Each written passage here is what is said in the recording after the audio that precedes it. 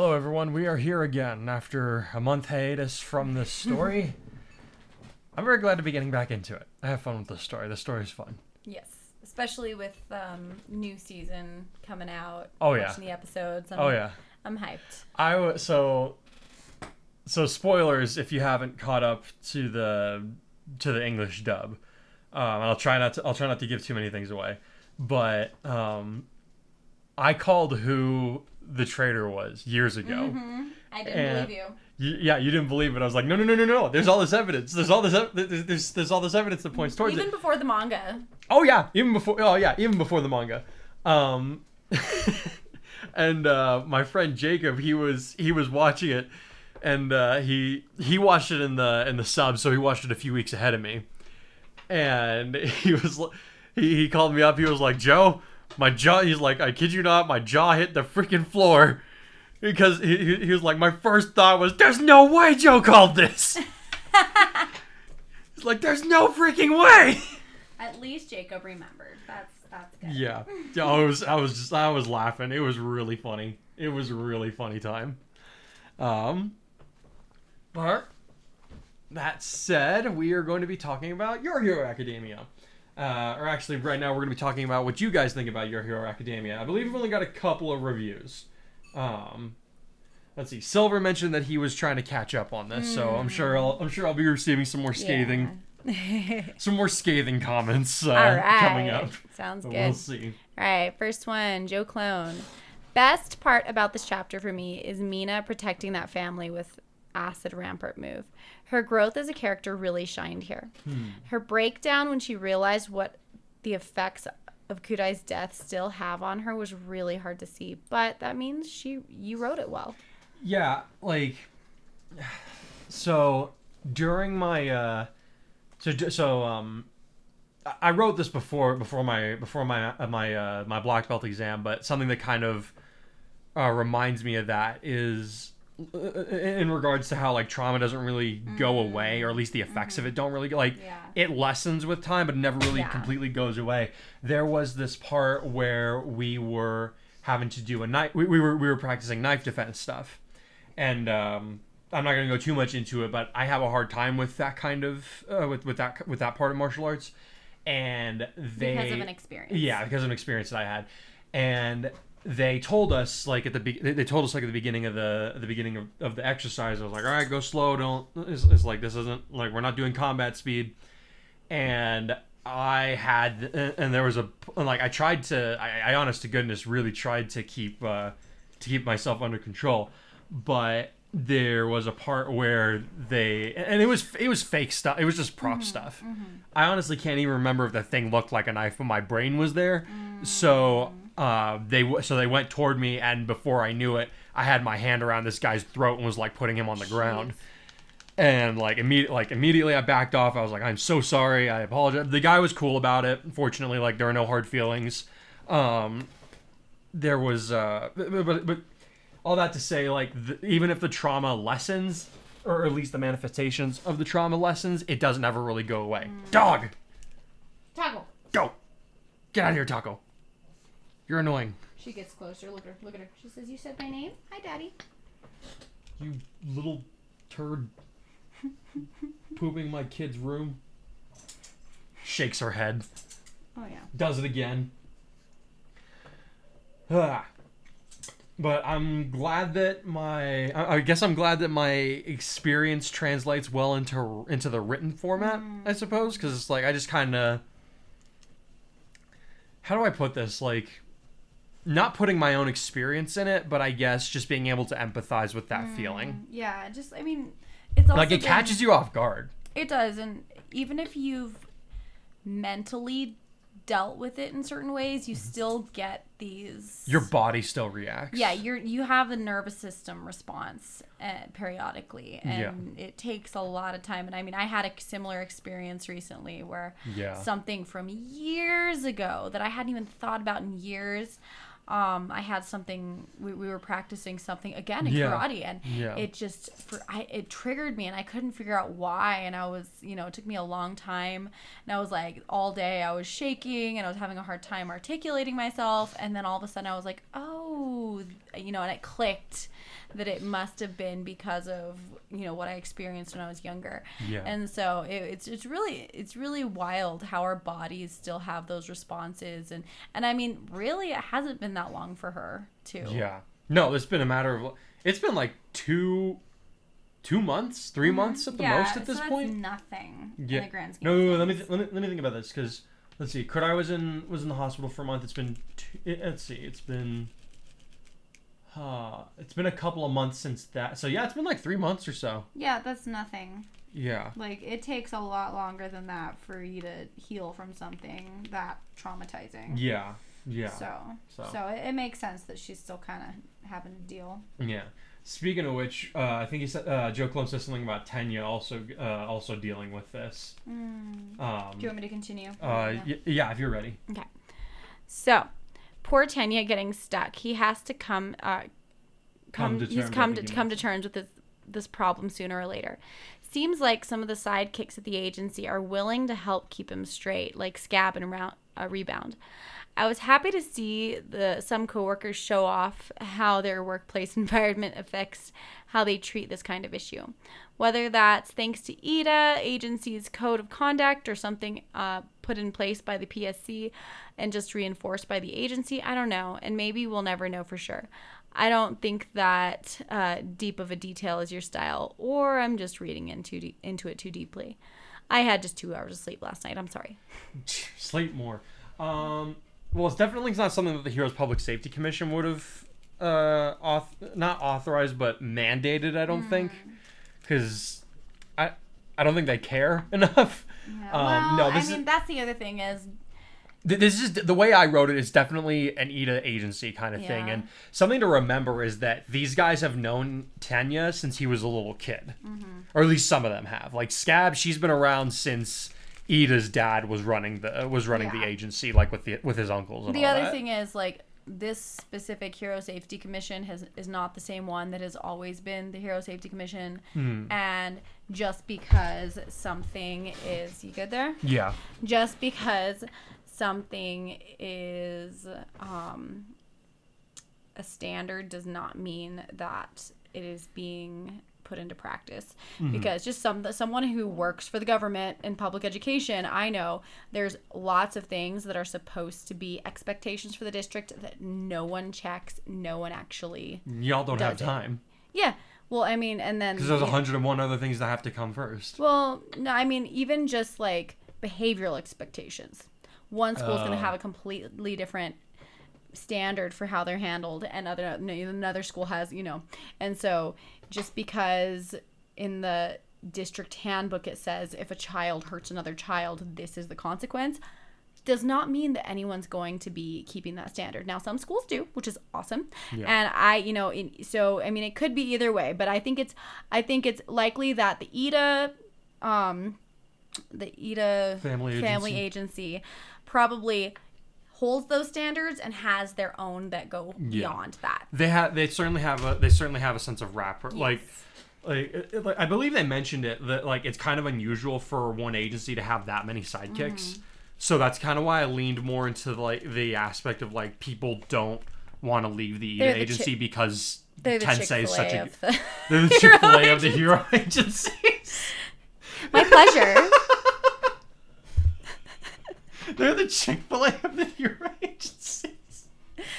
You gotta be real. You gotta be real. Like, you have to believe that every single person would just say, I can absolutely 1,000% believe that every time Ida saves somebody and they thank him, he's gonna say, my pleasure. And that makes me think that now in the Discord we need to compare every hero agency to a fast food. Oh no. Empire. What would that make Endeavor's agency? Taco Bell? Because of the explosive diarrhea? Yeah. Yeah. Because they're full of crap. Okay, anyway, sorry, back to the review. Kai and Kunoa seem to have taken a back seat for this chapter, but when they do show up, those powerful moves were definitely satisfying. Yeah. These flashbacks you put in smell of plot significance, but I don't detect what flavor yet. Next chapter, maybe? Yes. Wait a sec. Umbra was the one taking notes on everyone's skills this whole time. Okay, so a bit of explanation for that. So ever since Umbra first appeared,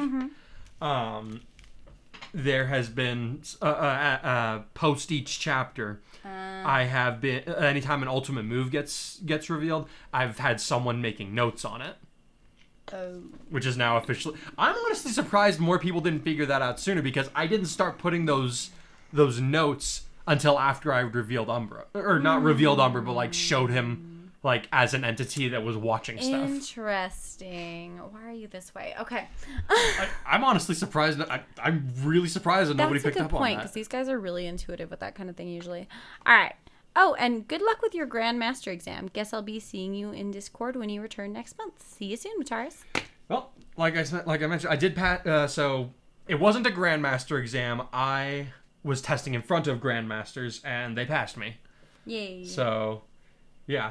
I think one of my favorite moments from that was one of the sensei asked. He said, "What will you do if?" He said, "What would you do? How would you feel if we decided not to give you the rank?" And my answer was, "Well, I wouldn't be surprised, but I'd just keep training so I can try again for the next one." and the guy was like, "Good God, have some more confidence, man." Oh man, I love it.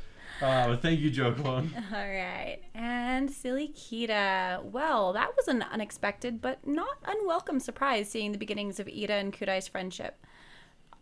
I sincerely enjoyed it, but I also have to question its appearance, if not its placing. Is there a point to these flashbacks beyond simply providing a little extra character context?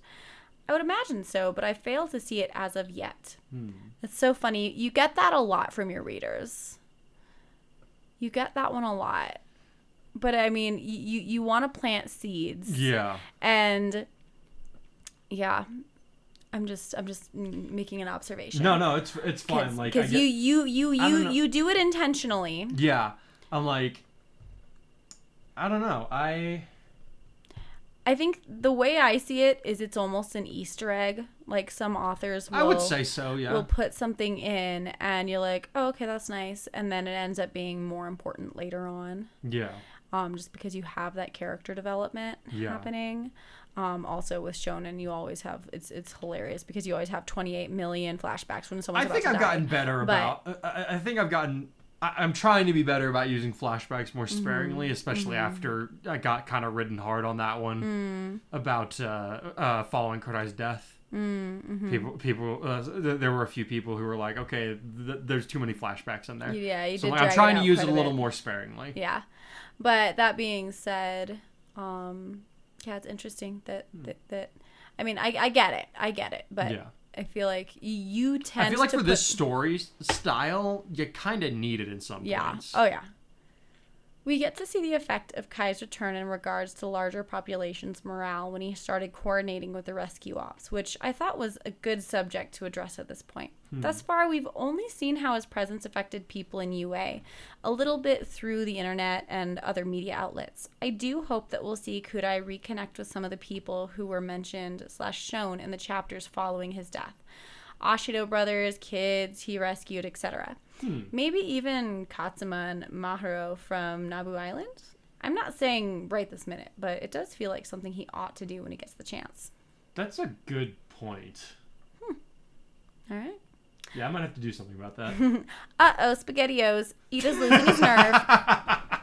Why is that so, Ida? The scene between him and Mina was honestly one of, if not my favorite moment in this arc so far. Oh, nice. I fully understand why each character is acting the way that they are, and it made it very hard for me to take a side in their conflict, which is a great exercise in you getting us to empathize with multiple characters. If nothing else, though, I especially love that you're doing it with Ida.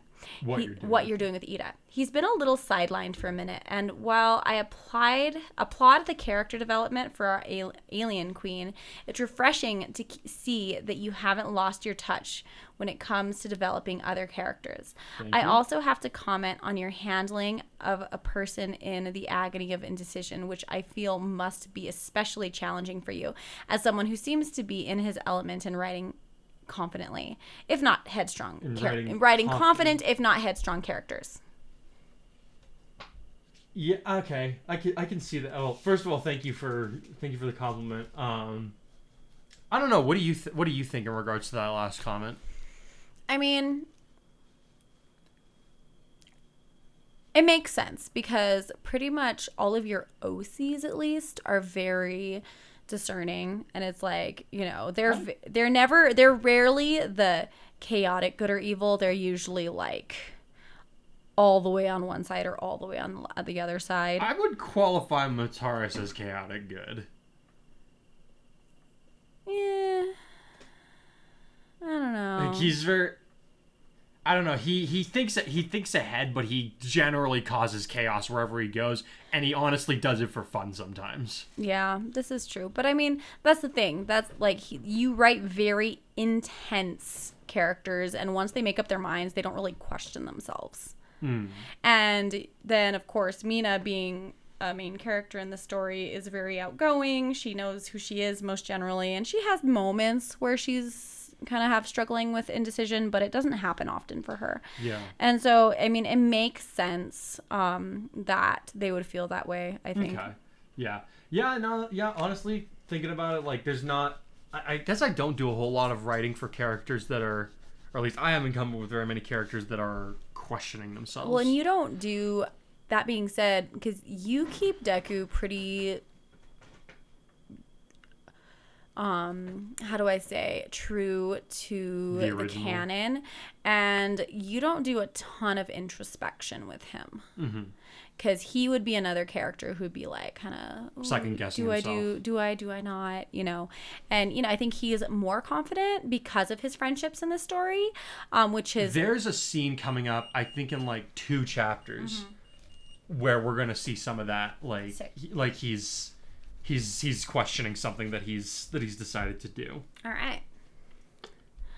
So, sorry, No, you're good. Splitting up the team definitely helps to add to the feeling of being on edge, seeing as now there's essentially twice as many opportunities for something to go wrong for our heroes. Definitely feels like you're setting up for something to bite one or both of them before it's all over. Could be. Reintroducing Rocklock was a great idea, as it keeps us, the audience, grounded in a sense of familiarity amidst so many new people being introduced. Sure, he's not someone who's been along for the ride this whole time, but he's a great face to show us just how far Kai and company have come in just a few months' time. I agree. I honestly really like that character. Yeah, he's cool. Like, I wish he was in the show more, honestly. I like this character, and when I was planning on doing this arc, I was like, I want to have somebody specifically from the Hasaikai raid. I thought about having it be Ryukyu, because it seems like, she's number 10 hero, and with a disaster this big, it seems like something that a top-ranking hero would be taken to. But I eventually decided on Rocklock because I was like, I wanted something a little more subtle. He also is like, I feel like his quirk is more fitting to this type of disaster. It is. She could definitely rescue a lot of people. You know, her strength would be good for moving heavy stuff. She could carry a lot of people on her back. Yeah, but not as delicately. And a lot of this is the kind of rescue situation that takes a lot of delicate care. But that's why she has sidekicks like Uraraka and Froppy. Yeah. So I feel like she would be kind of in the way almost. Like I said, I don't think in the way would be the right word, but she wouldn't be as effective as some other heroes for sure. Right. Like I said, I was thinking of a few different heroes. Fat Gun was another possible one. I thought about having him and Kurt-Eye catch up a little bit, but again, I wanted someone a little bit more subtle. I especially liked the little detail at the end where he almost recognized Klonoa / Eri because he was a part of that chapter in their lives, but the following ones, because he was not. because maybe they meant he to was say he was not a part of. Yeah, no, okay. I agree. I thought that was a pretty good touch. Yeah. That's another reason I wanted him in, is because like, if you think about it, in the anime, Rocklock didn't actually come into contact with Eri during the raid. If he would have seen her, it would have been like it would have been like it would have been briefly like in the hospital, maybe, because both of them were admitted to the hospital. So maybe he got a look at what was going on, being a hero who was involved in the situation, all that. But he wouldn't have spent any amount of time with her or gotten a really good look at her. So like, not solely for the comedic effect, but it was a welcome benefit that I could throw that in there. Because I kind of wanted there to be a moment of where he's just like, wait, why do I recognize that kid? I don't care. Yeah. Excuse me. Mina getting her big rescue moment was really sweet to see, but I personally liked getting to see more of this Cheetah character.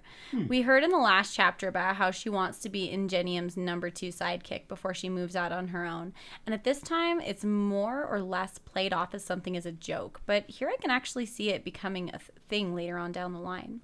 Sure, she still has some stuff she needs to work on, but I can definitely see a nurturing leader aspect in her with how she handled Mina's reaction to seeing a mutilated corpse for the first time. I honestly expected her to have to work through that on her own, but Cheetah's involvement made a lot of sense the way you did it. Top job, man. Yeah, I did.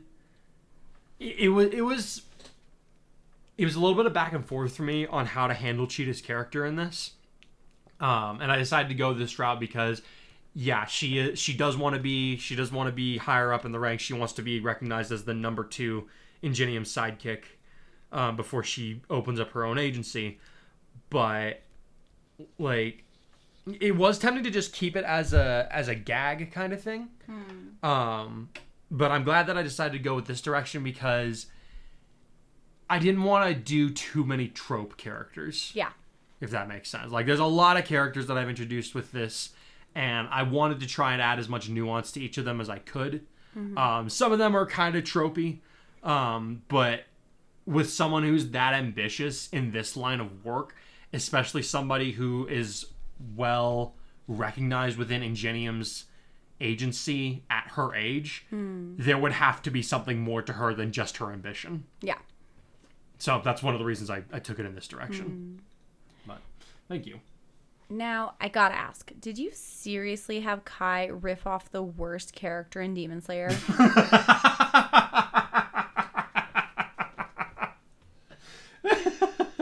I mean, I get that he's a weeb and he's got zappy zaps from One for All. Oh my god.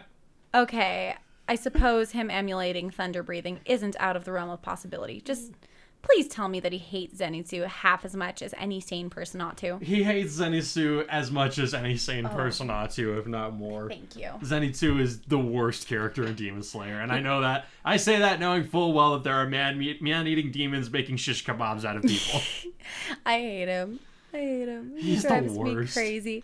And like, he's that character where every time you like almost start feeling sorry for him, Or then you're start like, liking him. and then he just screws it up, and you're like, yeah, I still hate you. Yep. He's like, the only like one of my favorite comparison is that guy from Suits, Lewis from Suits. I never liked Lewis. There's At any point, I've watched like 3 seasons of that show. I never, at any point, even when he's trying to be nice to people, have I ever liked Lewis. There's certain points down the road where he's genuinely trying and you almost feel sorry for him, and then he just screws it up and you're like, no, you're a rat. You look like a rat. You act like a rat. I don't care. You're a rat. Creepy. He's so creepy. And well, so is Zenitsu. He's a freaking creep. Yeah. Okay. Anyway, sorry. Yeah. No, thunder breathing is cool. Zenitsu is not. He's only cool when he's asleep. And his personality is non-existent. To quote a Nosuke, maybe you should stay asleep like this all the time. Yes, exactly.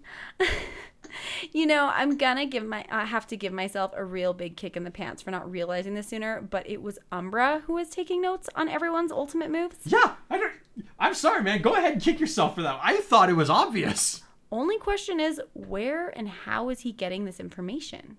I really want to know what his quirk is, damn it.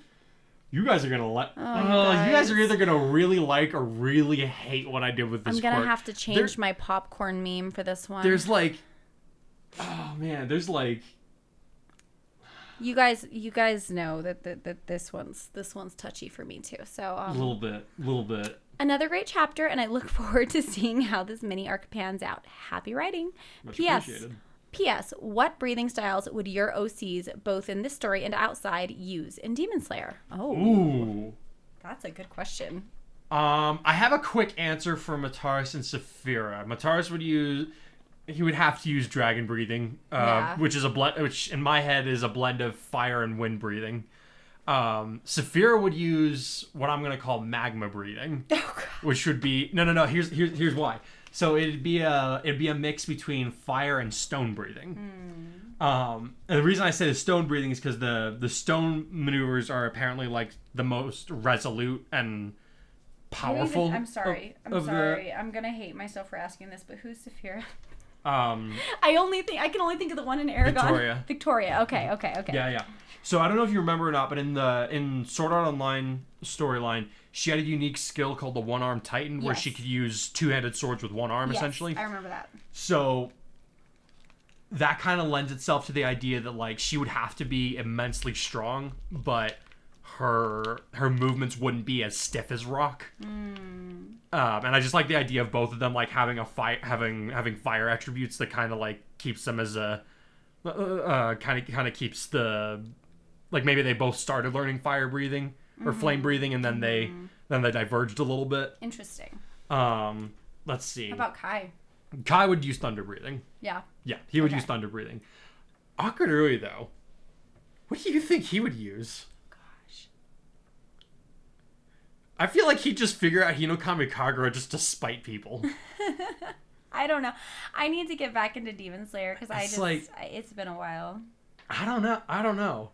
I do not know what style Akurui would use. He'd be a swordsmith. You know what? Yeah, no. Yeah, him and Hatsume would be swordsmiths. Let's be real. They would be They would be the swordsmiths that like they make these crazy swords and nobody knows how to use them. Or he would be one of the like crazy. He'd be like the doctor. The doctor? The demon doctor. The demon. Oh. I can't remember her name. I can't remember it either right now. But he'd be working behind the scenes like her. Something like that. Like, yeah. Yeah. He'd be more of like the. I don't know. Goran and Azra would just straight up be flame breathing. Oh yeah, 100%. 1,000%. They'd be flame breathing. Gyatso, wind breathing. Oh yeah. Or I don't know. Never mind. Well, I mean he's an airbender. Kind of makes sense. Yeah. Let's see. I feel like Goran's daughter. She would use. I don't even remember her really. Rachel. I remember that she existed. Yeah, I don't remember anything about Rachel. her. Yeah, Rachel. At this point. Was her name. I don't know. I feel like she's deceptively strong. We'll have to come up with a chart on these. Yeah. You got. Don't do that. Don't get my brain going in that direction.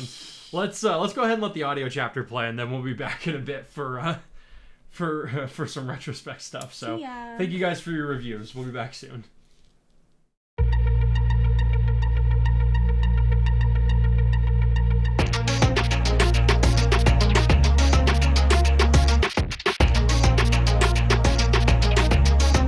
So, here we go.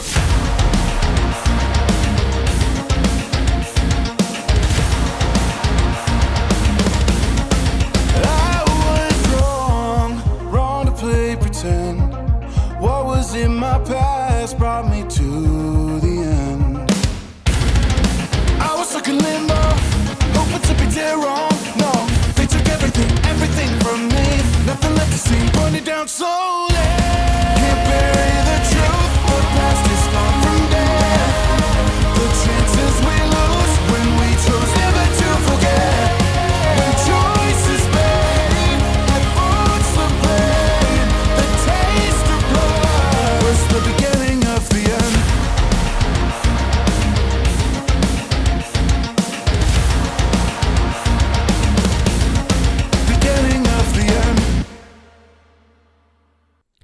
balance.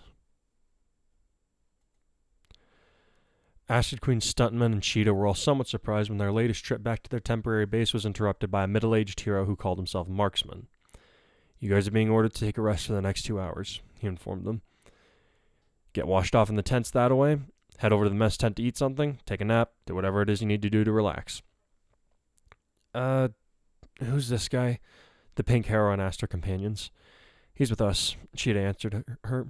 To the man, she asked, take it this means the other members of the agency are on their way, if not already at work. Yeah, we got about 40 of ours on the field right now. Marksman nodded quickly. Ingenium's calling for the night team to take a breather. There's some cots set aside for the rescue workers back that way. I'd suggest using them. This op looks like it's going to take a few more days to finish. It's going to be taking that long. We don't got time to waste lying around. And Cheetah grunted as she moved past her coworker who was rolling his eyes. I get a snack, but I can keep going after that. Do not make me trank you. Marksman warned her as he patted what looked like a revolver on his hip.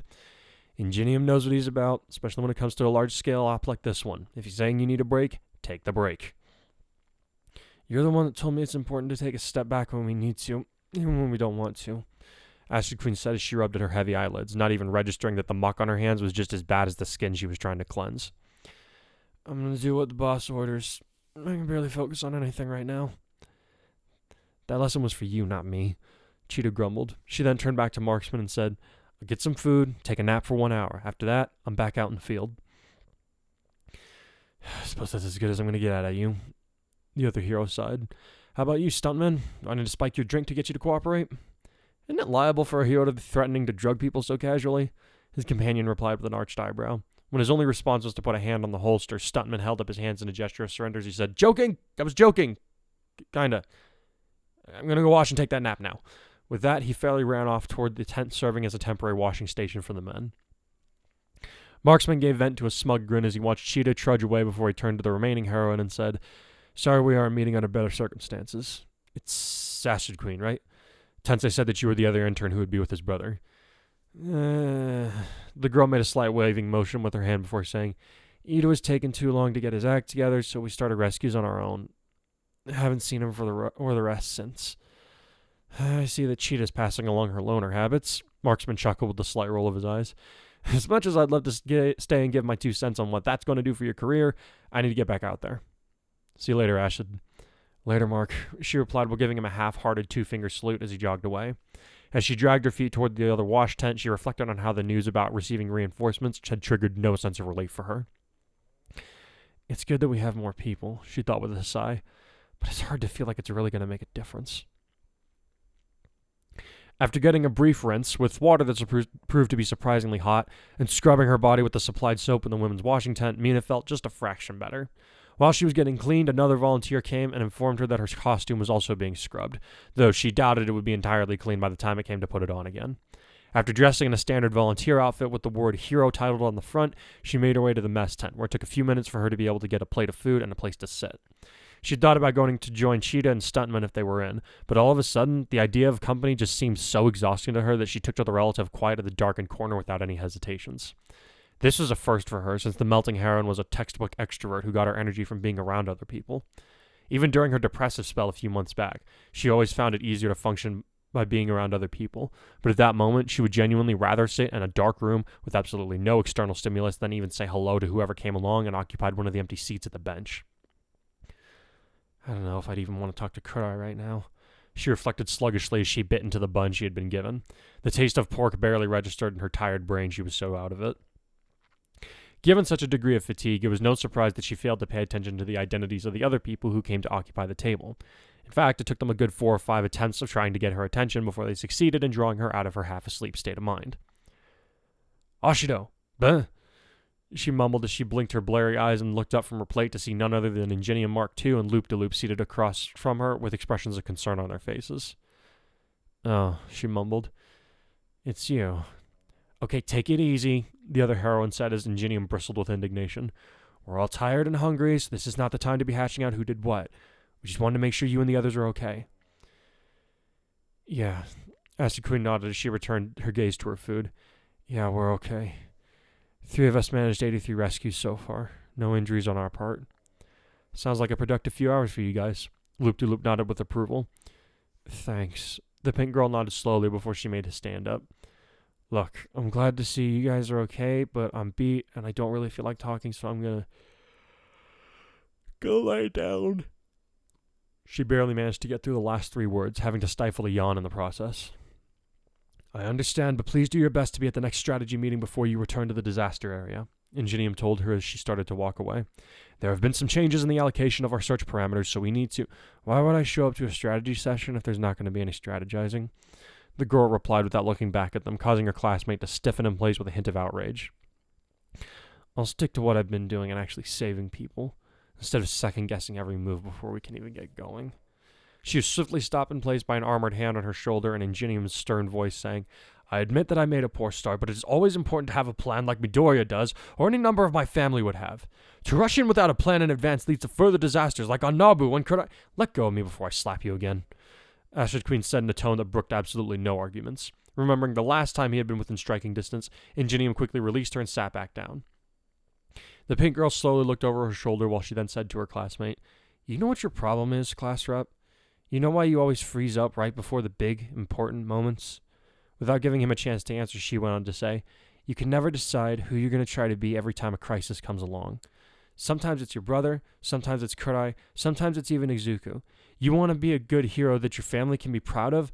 Stop trying to copy Izuku, stop acting like you've got the same burdens as Kurai, and stop expecting yourself to be Tensei! Start being you, Tenya!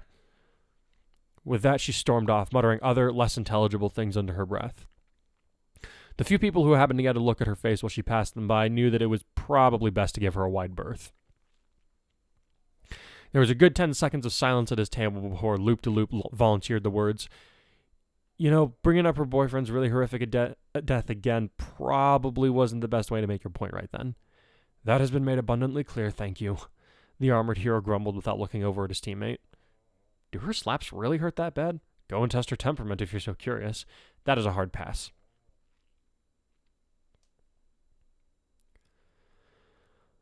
That will be all for now, thank you. Sir.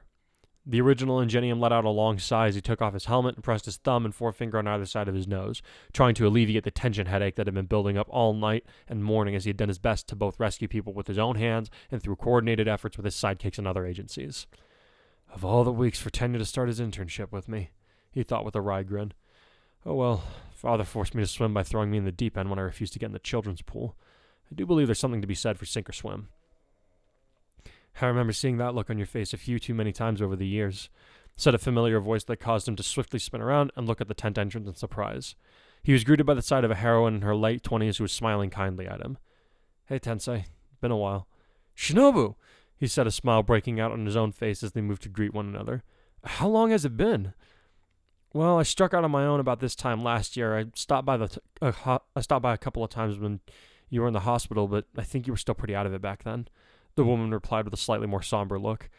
I meant to keep visiting, but work kept coming up, so much so that I barely had time to volunteer with the at-risk program. You don't have to explain the days getting away to me. Ingenium chuckled, his headache already forgotten. I think I remember you coming by, but obviously I wasn't the most capable host at the time. Sorry about that. What do you have to apologize for, Tensei? She asked him with a slightly incredulous grin. Well, let's just say that I honestly wasn't sure I would believe it when your mother called to tell me you could walk again. She placed a hesitant hand on his shoulder while looking him up and down for a moment before saying, You really can walk. You can be the hero that we all looked up to again. It's like a miracle, and I say that knowing full well we live in the day and age we do. Not a miracle, a friend, Ingenium told her before he shifted his gaze back toward that tent entrance once again. Speaking of whom, would you care to come in? Sorry, didn't mean to interrupt, Kai said as he and Cronoa came through the entrance, somewhat to the surprise of their guest. We're on break for 20 minutes. I figured it might be a good time to pay a quick visit.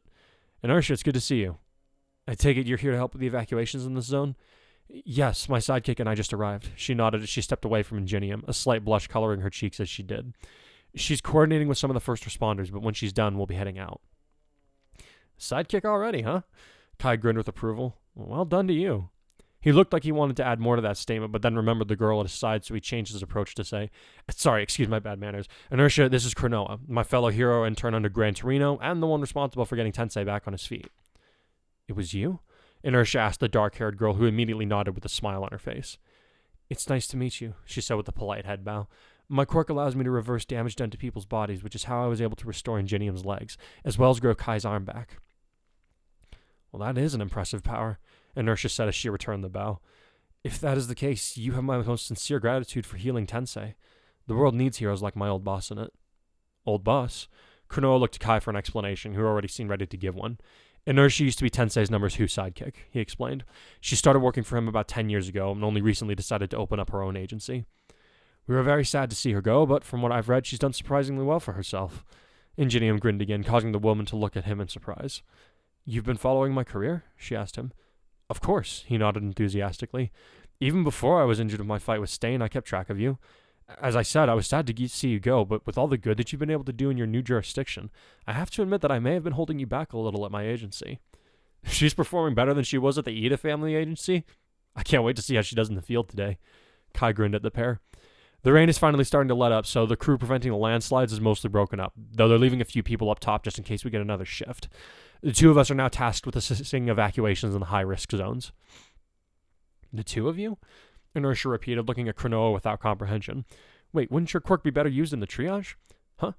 Oh, right, the girl said with a sheepish smile as she scratched the back of her head. Well, truth is, that isn't my only power.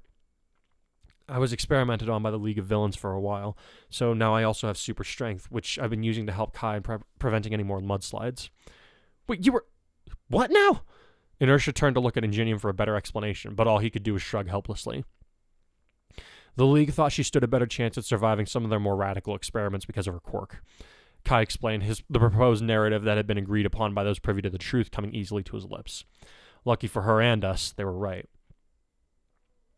And now you're becoming a hero? Inertia asked, apparently struggling to keep up with the information she had just received. I want a shot at the guys who took my family from me and locked me in a lab for years. Kunoa replied, her eyes taking in a much harder light for a moment. I also want to make sure that other people don't have to suffer like I have. Being a hero means that I can accomplish both. For a moment, Kai expected Inertia to chide the younger heroine for holding to such a goal, but all the other woman did was slightly grin at her and say, sounds like you have a better idea of what being a hero means to you than I did when I was your age. While Cronoa dipped her head in acknowledgement, Kai took the moment to say, well, we don't want to keep you two. We're going to grab some water, sit down for a bit before we head back out. I'd recommend evac zone Bravo 3, Ingenium said as they both turned to go.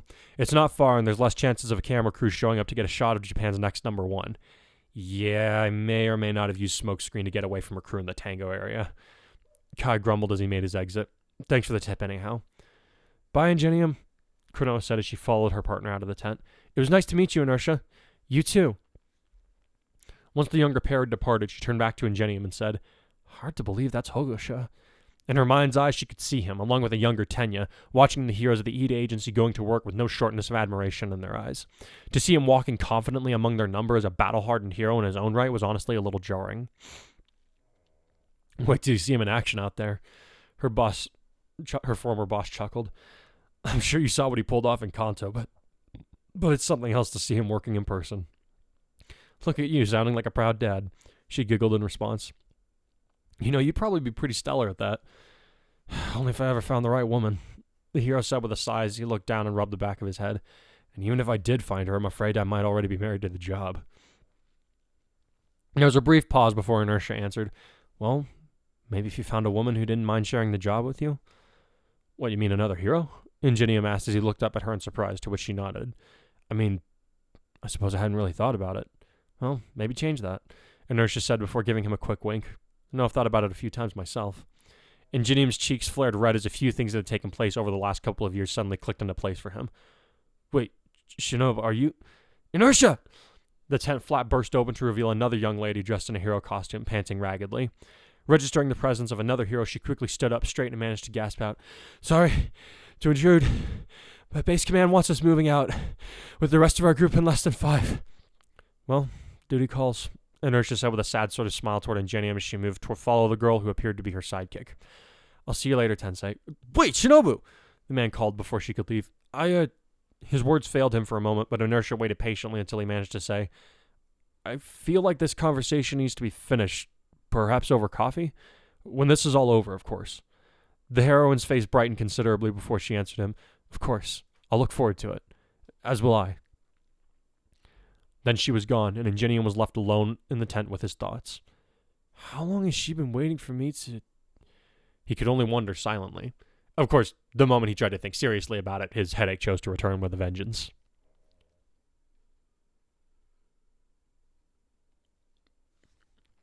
Kai and Cronoa made it to the area that Ingenium had recommended to them in less than a minute, thanks in no small part to their quirk.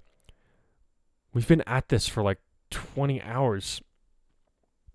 And we still haven't even covered 1/5 of the evac zones? Cronoa mused as they headed for an outdoor table where they could see water bottles up for grabs. Do you know how long we're going to be at this for? Well, things should hopefully pick up now that we've got more heroes coming in to help move things along, but I'd still say we're going to be at this for the rest of the week at least. Her partner answered quietly. After 3 days pass, it unfortunately becomes less of a rescue op and more of a recovery one.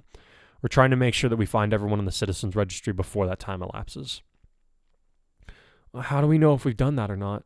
She asked as she grabbed a pair of water bottles and gave one to her. Thanks. Yeah, no problem. He replied before taking a long drink from his bottle.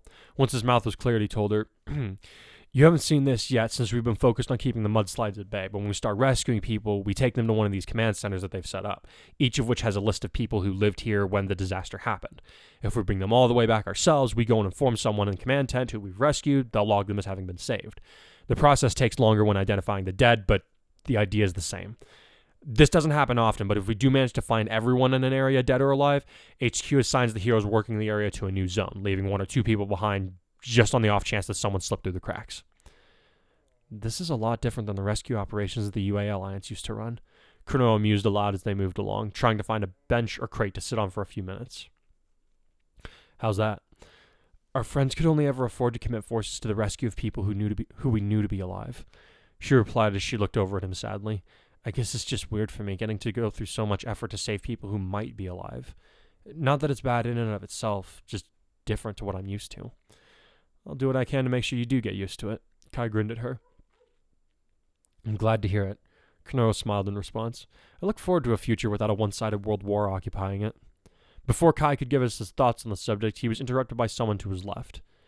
Thought I heard your voice, kid, said an somewhat older woman as she approached the pair. It was a hell of a show you gave us last night. Scab, good to see you. The Guardian hero answered as he moved to shake hands with the pro. I kind of get the feeling that your team would be in this area after Tensei pointed me in this direction. You want break? Scab asked after she gave him a nod. Just for a few minutes, but yeah. Shame. Our team just started our off shift. The older heroine sighed. I'm sure Tanya would have loved to have you in for lunch. No rest for the wicked. Kai grinned with a small shrug. Turning to his peer, he then made quick introductions. Cronoa, this is Scab, another one of Ingenium's higher-up sidekicks. Scab, this is my fellow intern and partner, Cronoa. Good to meet you, Scab said gruffly. If you two are interns, where's your supervisor? He's working another case right now, so he sent us in his place on behalf of his agency. Cronoa answered quickly. Since Kai has already had the experience of working without a pro's supervision, Gran Torino felt that we could handle this on our own. So I guess Tensei wasn't the only one thinking along those lines. Scab muttered almost to herself, which led to Kai tilting his head inquisitively at her. Something wrong? He asked. Tanya was put in charge of Ida's agency's B team for this area, Scab sighed. It was a pretty rough start for him, but he's more or less found his rhythm. Still, we had some dissension in the ranks. Tempest? Kai guessed, to which Scab quickly shook her head in the negative.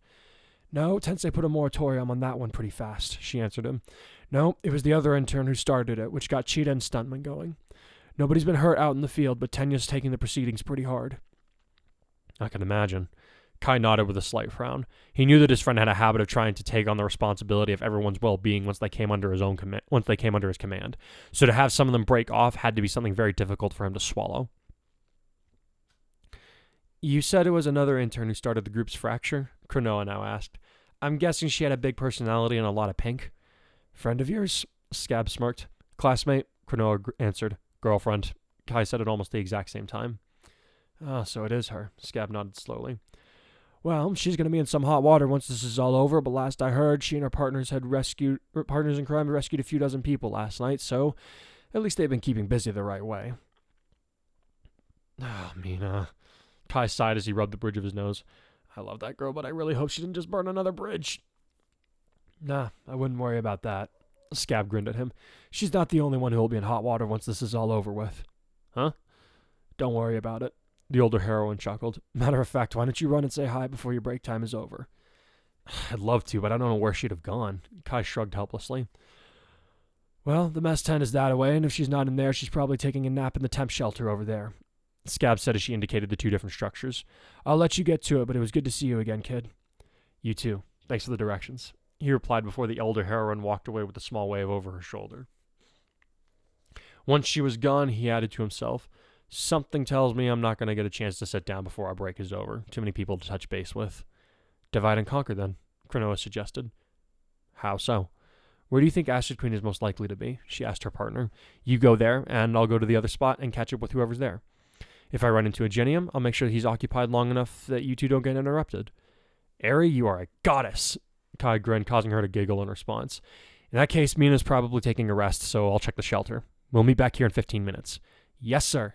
The girl gave him a mock salute and then started walking toward the mess tent, a bounce in her step and a grin on her face. Watching her go, Kai couldn't help a smile of his own from breaking out. She's been through hell, but she's found her reasons to smile again, he thought as he moved toward his own destination. I'd question how that's possible, but I suppose the same has been wondered about me. For a moment, he allowed himself to wonder what it would be like to be in her shoes. He could see himself as he was now, standing alongside his father and uncle in their prime, using the awesome powers at his disposal to prevent the tragedies that befell them. Needlemouse was no threat to him with One for All. He could have easily taken out the kidnappers from the Tono gang. He could have warned his parents about making a deal with All for... He paused, both his movements and his thoughts.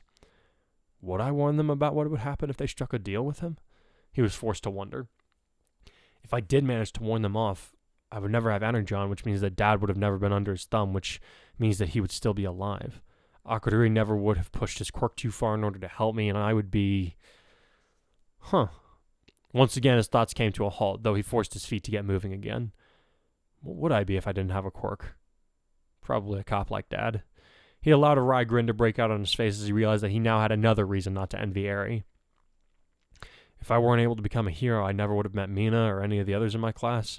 Tenya and I probably would have drifted apart once he went to UA. He mused silently as he reflected on how long it had been since they had heard from any of their classmates at Some. I'd be able to spare my family a lot of heartache, but I would lose pretty much all the experiences that made me who I am today. Could I do that to myself? How did Eri know what to change and what to leave alone when she came back? As he entered the tent, he shook his head in annoyance at himself, already knowing the answer. She didn't know, he told himself as he moved aside to let a couple of workers and heroes through the flaps to the outside. She couldn't have known. She rolled the dice, now she's sticking to her choices, which is pretty damn brave. I'm sure if she and the Vestiges were inclined, she could probably do another global rewind until they got it right. He made sure to avoid eye contact and simply moved as swiftly as was politely allowed in order to minimize the chances of someone recognizing him and creating a stir in the place where people were meant to be resting. You're not wrong, his own vestige told him. We could do that, but we've come to the collective decision with Eri that unless we are faced with a mass extinction of heroes again, like in our future, we won't execute such a plan. Any particular reason? Kai asked the 10th. We aren't gods who should get to play with the ifs and should-haves of life, the vestige answered. Life happens as it does for a reason, even if we humans can't always abide by the direction it takes. If we could simply undo every difficult thing before it happened, would there be anything to achieve in life? Are you saying that you second-guessed whether or not you did the right thing in rewinding time?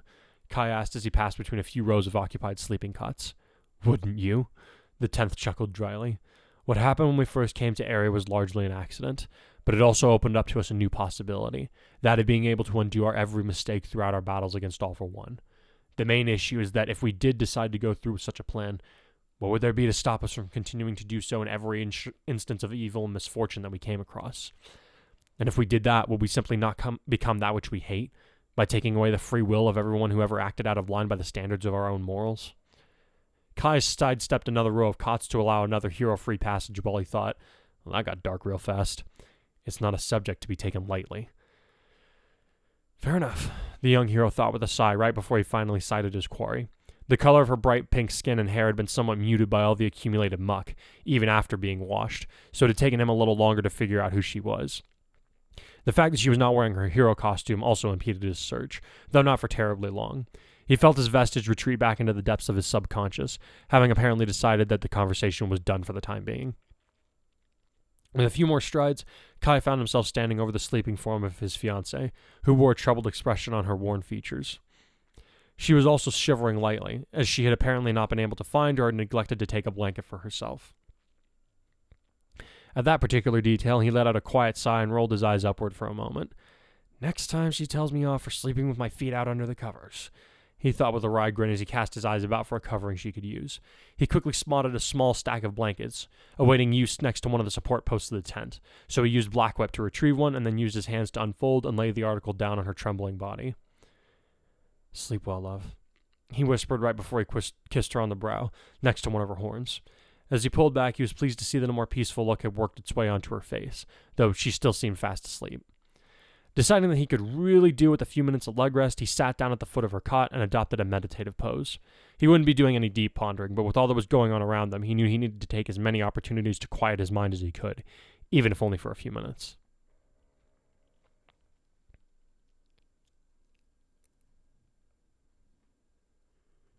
In what seemed like less than 5 minutes to the young heroes as opposed to their actual allotted time, Cronoa and Kai were both back out in the field. At least it's just drizzling instead of pouring, the girl commented as they used One for All to leap over a stream that had grown quite swollen during the night. Maybe, but if I never see another rainstorm after this, it'll be too soon, Kai grumbled as they skirted an area that seemed especially slick. He glanced at the lens of his scouter before he added, "We're almost to the area that requested our help. Just over the next rise." All right. Now that their destination was within easy reach, the pair quickened their pace, clearing the ripple of earth in mere seconds, and then bounding down the incline to the other side until they were standing in a small encampment that looked much like the one they had just left behind. Once again, Cronoa allowed Kai to take the lead, since he had a much better grasp on who to approach and where to go in this situation. It took them a few moments, but he was able to get directions from one of the civilian emergency responders to the command tent.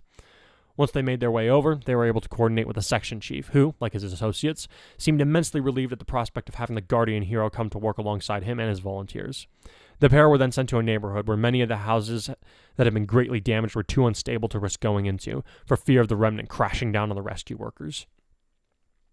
Upon their arrival, Kai took Cronoa to a house that had been half buried by the mud, and a tree could be seen sticking up out of the roof, roots up. A rescue volunteer hailed them over and explained that they thought there might be someone still alive in the mess beneath their feet. "Pretty sure we heard someone crying down there earlier, but things went quiet about half an hour ago," they said worriedly as they looked into a broken window on the second story right next to where they were standing. "We've tried calling into the house to get a response, but we haven't heard anything."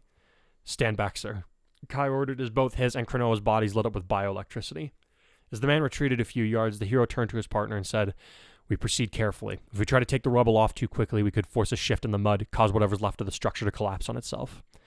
"I'll dig, you support," she guessed as she took her cape off her shoulders and retied it tightly around her waist. Bingo. With that, Cronoa dug her fingers into the damp wood surrounding the window and tore it out by the frame, tossing aside the destroyed fixture while being careful not to hit either herself or her partner with the broken glass. With that done, she crawled through the new entrance, which was free of razor-sharp edges that could harm either herself or any potential rescues. While she did that, Kai called over his shoulder to the volunteer. "How many people is she looking in there for?" "The house is registered with 5 people, 2 adults and their 3 children," they answered quickly.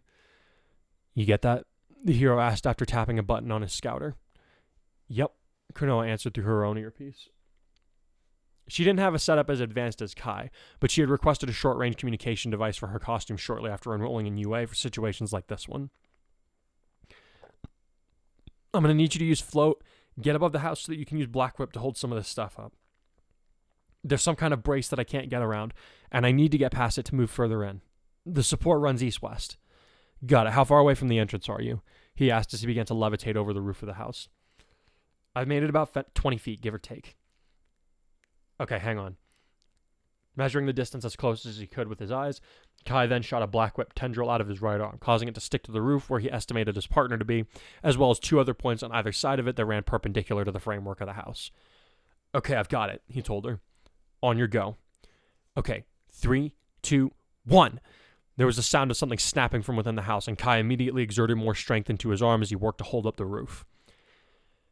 "All right, I've got it," he assured her once he was sure that the structure would hold. "Good, I'm going in." There was radio silence for a couple of minutes, but eventually Cronoa grunted, "I've got 2 in here who are alive but unconscious. If there's anyone else in here, they've been buried for a while." Kai closed his eyes briefly as he registered her words, but he was careful to maintain his control over float and Black Whip. Can you get them out on your own? He asked her. I'll be able to help them get themselves out once I've rewound them, she answered. If we run into a complication, I'll need you to send another person in to help make the extraction. All right, just say the word. With that, the communications were cut, and Kai resigned himself to the relative silence and chill of the February rainfall.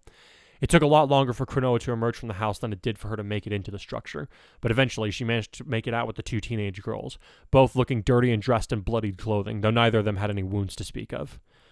Rewind for the win, Kai thought as his partner looked up and gave him a thumbs up. She too was now sporting bloodstains in her clothing, though they did not seem to originate from any injury of her own. Seeing her confirmation, he performed one last scan for life signs in the house with his scouter, then released the black whip while descending back to the ground when the readings showed up negative. The moment that his feet touched the soaked earth, the house gave out a collective groan, followed by several loud cracks and pops that preceded the roof collapsing in on itself. Having expected the outcome, he and Cronoa remained unfazed by the sudden noises, but the two girls let out startled yells before they realized they were in no imminent danger. Sorry about that. He apologized as he approached the pair, who looked at him with wide eyes. My partner and I can take you to a safe place now. Thanks, the elder of the two said through a violent shiver. Her clothes were not in the best shape after being buried and torn by the mudslide, and they seemed more suited for sleep than walking around in the late winter air to begin with. Seeing this, Cronoa untied her cape and laid it across the girl's shoulders, helping her to wrap it around her body so that she could retain some semblance of warmth. The girl thanked her again, but Kai noticed a similar problem with the other girl that had been rescued, and his partner didn't exactly have any more spare clothing items. With a shrug to himself, he quickly shed his gi's top half, leaving him in a white undershirt as he held out the article to the other girl. Here, he insisted when she seemed hesitant to take it. You need it more than I do right now. Thank you, she said softly before she accepted the oversized garment and wrapped it around herself. Looking between the two of them, she then said, My mom and brother were in there. And what about your dad? Kai asked her, though he made sure to keep his tone as gentle as possible. It was difficult to tell exactly how shaken and fragile the two were at the moment, so he needed to handle their questions and his answers very carefully for the time being. He was at work when all this happened, the elder sister replied through another shiver.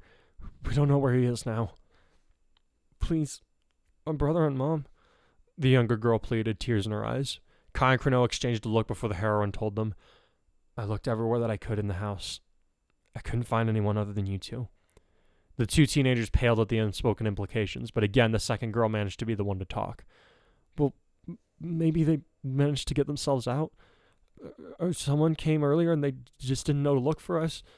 Or if that's the case, there will be a record of them having been rescued back at the base camp. Cronoa interrupted while laying a firm hand on her shoulder. Kai and I will escort you there now, but we have to get moving. There are other people that we need to look for. No! The younger girl said with a quick shake of her head as she looked back at the ruins of her house. You need to get back in there and look for Mom and show... Hey, take a deep breath, Kai said as he stepped a little closer to the pair of siblings. I know how you feel, trust me. Cronoa and I will do everything that we can to help you find your family back at the base camp, but I need you to understand there is nothing left to be done for anyone who might have been in your house. Like you said, it's possible they got out earlier, but we can't let the two of you go digging around here. You could get hurt again, and it's our job to make sure the two of you are taken to safety. But please, he's only 7, the girl begged the pair, causing them to look at one another with pain in their eyes. You have to help him! Can your scouter tell if there's anyone alive in there? Cronoa asked her partner, to which he winced at. I already tried twice, but unless I have their biometric information already stored in its memory, a direct line of sight, or an active quirk within 100 meters, my scouter isn't capable of detecting a person, he replied. Looking at the two girls again, he decided to ask, what kind of quirk does your brother have? Some kind of purifier quirk, the older sister answered as she thought quickly. Anything liquid that he drinks, it turns into water, no matter what it is. Mom has a sanitation quirk. Her body's never affected by external germs or viruses or anything like that, the younger added hurriedly. Kai scratched the back of his head as he thought it over. Those aren't very powerful quirks, and the boy would have to be drinking something for the scouter to pick it up. Maybe he got some rainwater filtered down into wherever he was buried, but there's the problem of him running out of air. After weighing his options for a moment, he told the pair, I'll use my tech to search for your mom and brother again, but no matter what I find, I need you to promise me that you'll come with us once the search is over. Okay. The first girl nodded through another shudder. We promise. The second girl looked less sure of the offer, but she also nodded in agreement. All right, he said as he turned back toward the house, tapped a couple of buttons, which adjusted the scouter's parameters to search for low-strength quirks in the immediate vicinity. He stood in front of the ruined structure for a few minutes, his heart pounding in his ears as he waited for any sign that his brother's tech could tell him concerning the people who had once lived there in the dwelling. Unfortunately, it seemed that luck had run out for this particular family. He turned away from the buried building and slowly shook his head in the negative. The two girls immediately sank to the ground where they stood, their faces pale and their eyes vacant. Deciding that it would now be best to proceed with speed instead of hesitation, Kai moved quickly and gathered the taller girl into his arms before turning to Cronoa and saying, "We need to get going. They're in shock. It'd be better for the medical professionals to handle it from here on." "All right." The heroine nodded as she looked at the two sisters with sympathy. Kai's body lit up with his bioelectricity, which prompted her to move and scoop up the younger sibling into her arms, who protested ineffectually. "Wait," she said dully. "I can't go. I'm supposed to help Cho with his homework tonight." Cronoa tightened her grip as the girl started to thrash harder while they walked away, doing her best to harden her heart and do what needed to be done. "Stop! Stop it! Put me down! Please! I gotta help my brother!" Even as she struggled with all her might, it proved utterly useless against the strength of the temporal heroine. As they listened to the younger girl's wailing, it was all Kai and Cronoa could do to set their gazes on the next destination and take their rescues along, willing or not.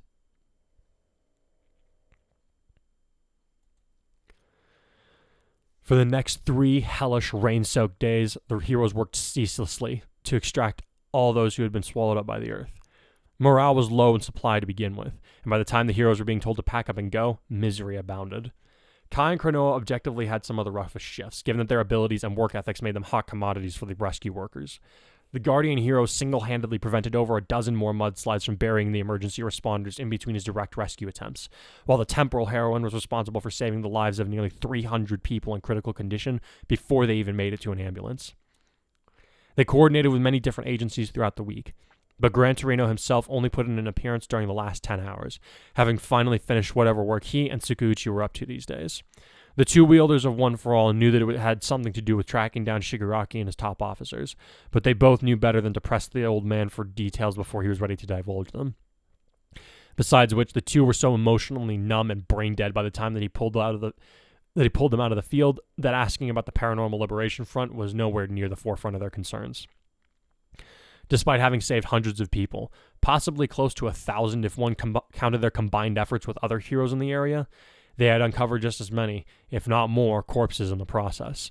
The longer the rescue operations went on, the worse conditions the bodies ended up being when they got dug up, having become swollen with moisture or distorted by the weight of the earth and debris that had crushed them in the first place.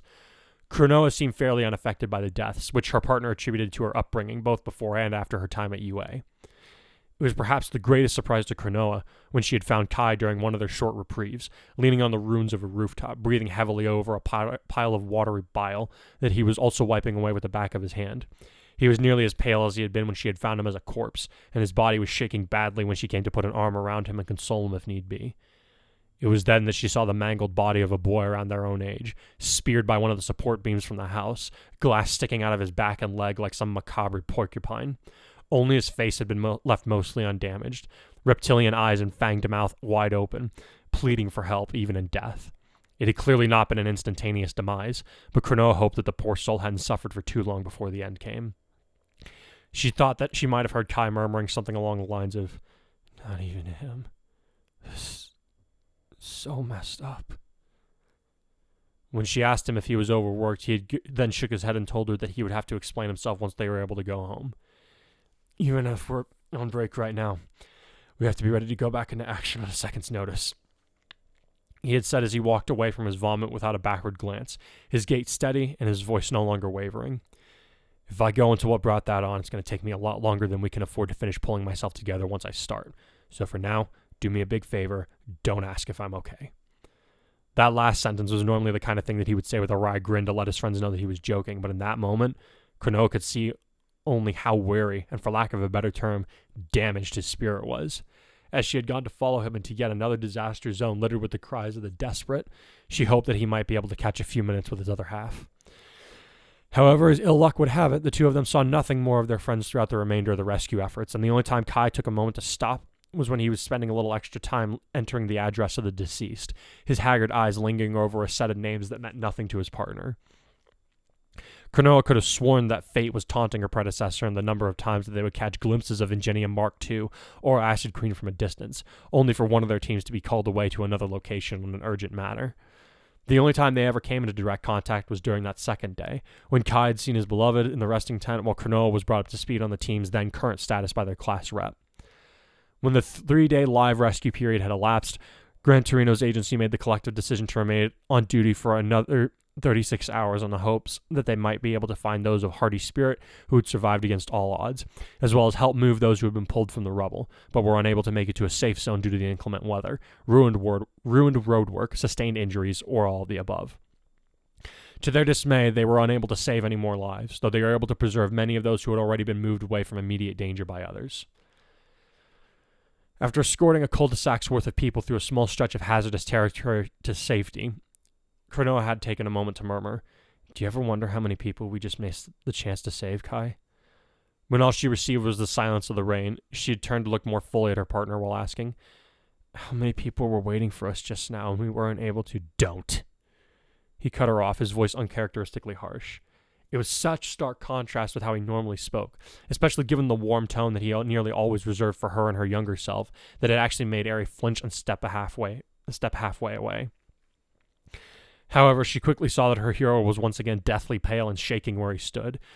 So Cronoa made a conscious effort to place herself back at his side and wait for him to once again retain the headspace that he needed to be Kai, the hero who stood his ground no matter what he was faced with. The pair of them were so filthy by now the girl wondered if they would ever be able to scour the last of their grime from their bodies, to say nothing of their clothes. Nothing even resembling white still existed on Kai's costume. She would never discard her cape, given all that it had meant, and still did mean to her. She would figure something out to get the thing cleaned, even if she had to convince Akadori to build some kind of super sanitizer. However, she felt reasonably confident that the rest of their clothes would only be considered truly sterilized after they were introduced to a 4,000-degree furnace. Once again, it only took him a few seconds to get moving, but now more than ever, Cronoa realized that while this method of compartmentalizing his suffering allowed him to function for periods of time beyond what could have broken most people, there was going to be an inevitable fallout. "I guess I can understand why Dad was so worried about me when I first came back if this is how I looked from the outside," she mused as she followed his lead back to the uprooted forest. "I owe him an apology for blowing him off when we get back." There were a few times when a given news crew tried to catch Kai and his partner for a quick interview during the operation, but he had always been quite adept at evading people he didn't want to be around. The use of float and smokescreen only served to make him nigh uncatchable when he didn't have a task in need of his immediate attention to use as an excuse to avoid them. After nearly a dozen of these close encounters, the pair noticed that the emergency workers and volunteers had seemingly picked up on his preference to avoid the paparazzi when they started running interference for them so they could do their jobs and catch their breath every now and again without interruption, for which they were immensely grateful. Even so, once they were given the order to make their way to an exit, Kai knew that he was going to have to face the music. "I can see the headline now," he muttered as Cronoa followed him toward the base from where they had originally been deployed. "Rising Star's hatred for villainy is surpassed only by his fear of the press."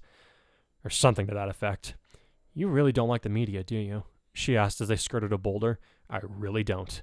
But they seem to like you." "Yeah, because I'm the meal ticket for any reporter who can get a few frames with my face and a soundbite in it," he grumbled. "I doubt if any of them actually care about what I can do for society. I've seen it too many times. The minute someone lets these people down, they turn on them like a piranha school in a dry season." Cronoa looked at him with some concern before she dared to ask, "Is this because of how they treated your family after your father died?" "Actually, it's more because of how they treated him and my entire family while he was still alive, though the post-mortem cover wasn't exactly endearing to me either," he answered her. With a backward glance, he then asked her, "What do you know about my family other than my brother and me?" "Not much, just what Acid Queen has told me," she replied as they started trekking up one of the innumerable small rises that had been reshaped by the landslides. "I know you went by your mother's maiden name to obscure your real identity in public for a long time because your family worried it might make you a target for criminals. I know your uncle died in the line of duty, which is one of the main reasons why you wanted to become a hero in the first place. Akadori didn't talk much about your family after they were all killed in my future." She had mentioned that Shuken and Sakura had been murdered fairly early on in her timeline, though whether it was because by design of the front or just being in the wrong place at the wrong time had never been clearly established. "My mother comes from money," Kai told her, which came as a surprise. "Not nearly as much as the Idas or the Yayaroses, mind you, but we've never been hurting for financial means. Akadori and I actually get trust funds once a month, but we mostly keep them in a savings and some investments. Only time we start making active withdrawals from them was to help pay for his hospital bills. My grandfather on my mom's side ran a successful event planning and catering business for high-end clientele. Foreign dignitaries and local ambassadors would hire his services on the regular, just to give you an idea of his reputation. Didn't hurt the grandfather had an eye for stock market investments on the side. All right, I follow you so far, but what does this have to do with your father and the media? Cronoa couldn't help but ask. I was getting to that. As I'm sure you're aware, success draws ire and jealousy, especially from competitors, he explained. Shortly after my mom and dad got engaged, my grandfather's business was accused of smuggling illicit goods in for ambassadors from a country known for drug trades under the table, and an open investigation was launched. Being as it was that he was involved with the daughter of the CEO, my father couldn't get involved. But he was already popular among the other detectives and officers by that point in time. Long story short, he helped out in an unofficial capacity to prove that my grandfather was being framed by a rival business, our family's name was exonerated, our slanderers went to jail. Alright, where does unfortunately, the particular news station covering the debacle had already started running with a smear campaign against Grandpa Tadoki. And by the time that it was revealed that they had backed the wrong narrative, they were at risk for losing their credibility as reporters. Kai deadpanned. Now, you'd think that any sane person would do the right thing and apologize, as to at least retain their dignity, but because these guys are so desperate for clickbait news articles, they decide that the only course of action available to them is to double, triple, and quadruple down. So begins the accusations against my father for covering for the 1% while focusing on insignificant small fries.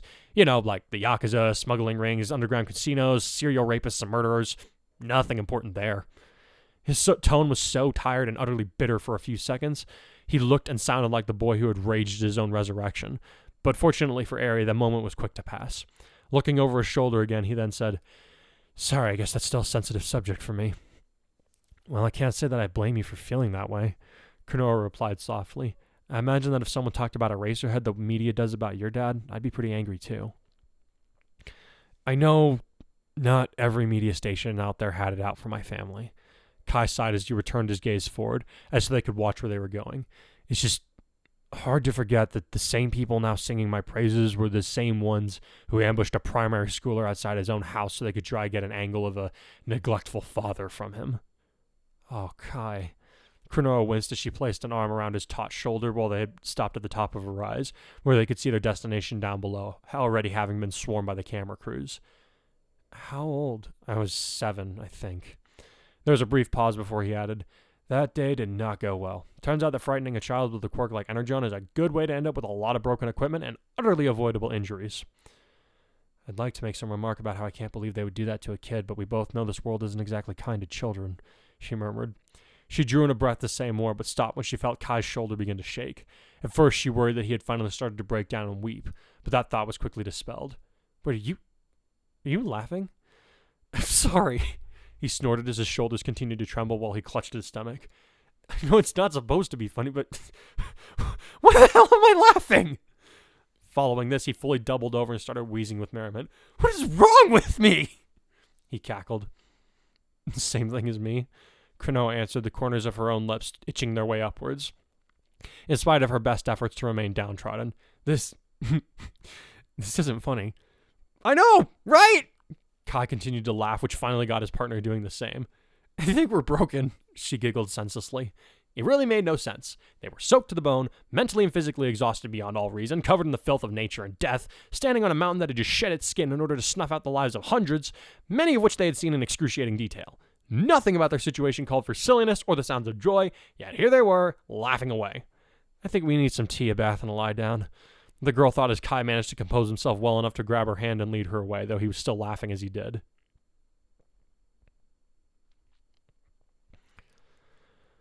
"We can't keep operating like this, Ashido. No flippin' duh." Mina was sitting against a crate on the floor of one of the smaller supply tents, looking up at Tenya with a haggard, bloodshot glare. The skin on her arms and feet were raw due to the almost constant use of her acid quirk throughout the week. She was decorated with a good amount of medical gauze to help keep her blisters and tears in her skin from being exposed to any more rainfall and cold open air. She hadn't felt this sore since the summer camp, and given all the carnage she had witnessed, her emotional state was just as battered, which meant that her normal good cheer was nowhere to be seen. They had just received word that the Ida family agency would be pulling out of the current operations, though Tensei planned to leave a handful of his sidekicks behind to help finish the cleanup. It should have been cause for celebration, them getting to go home and put the rain-driven mountain behind them. Of course, the only thing that they could focus on leaving behind were all the bodies that they had dug up, and those they couldn't find.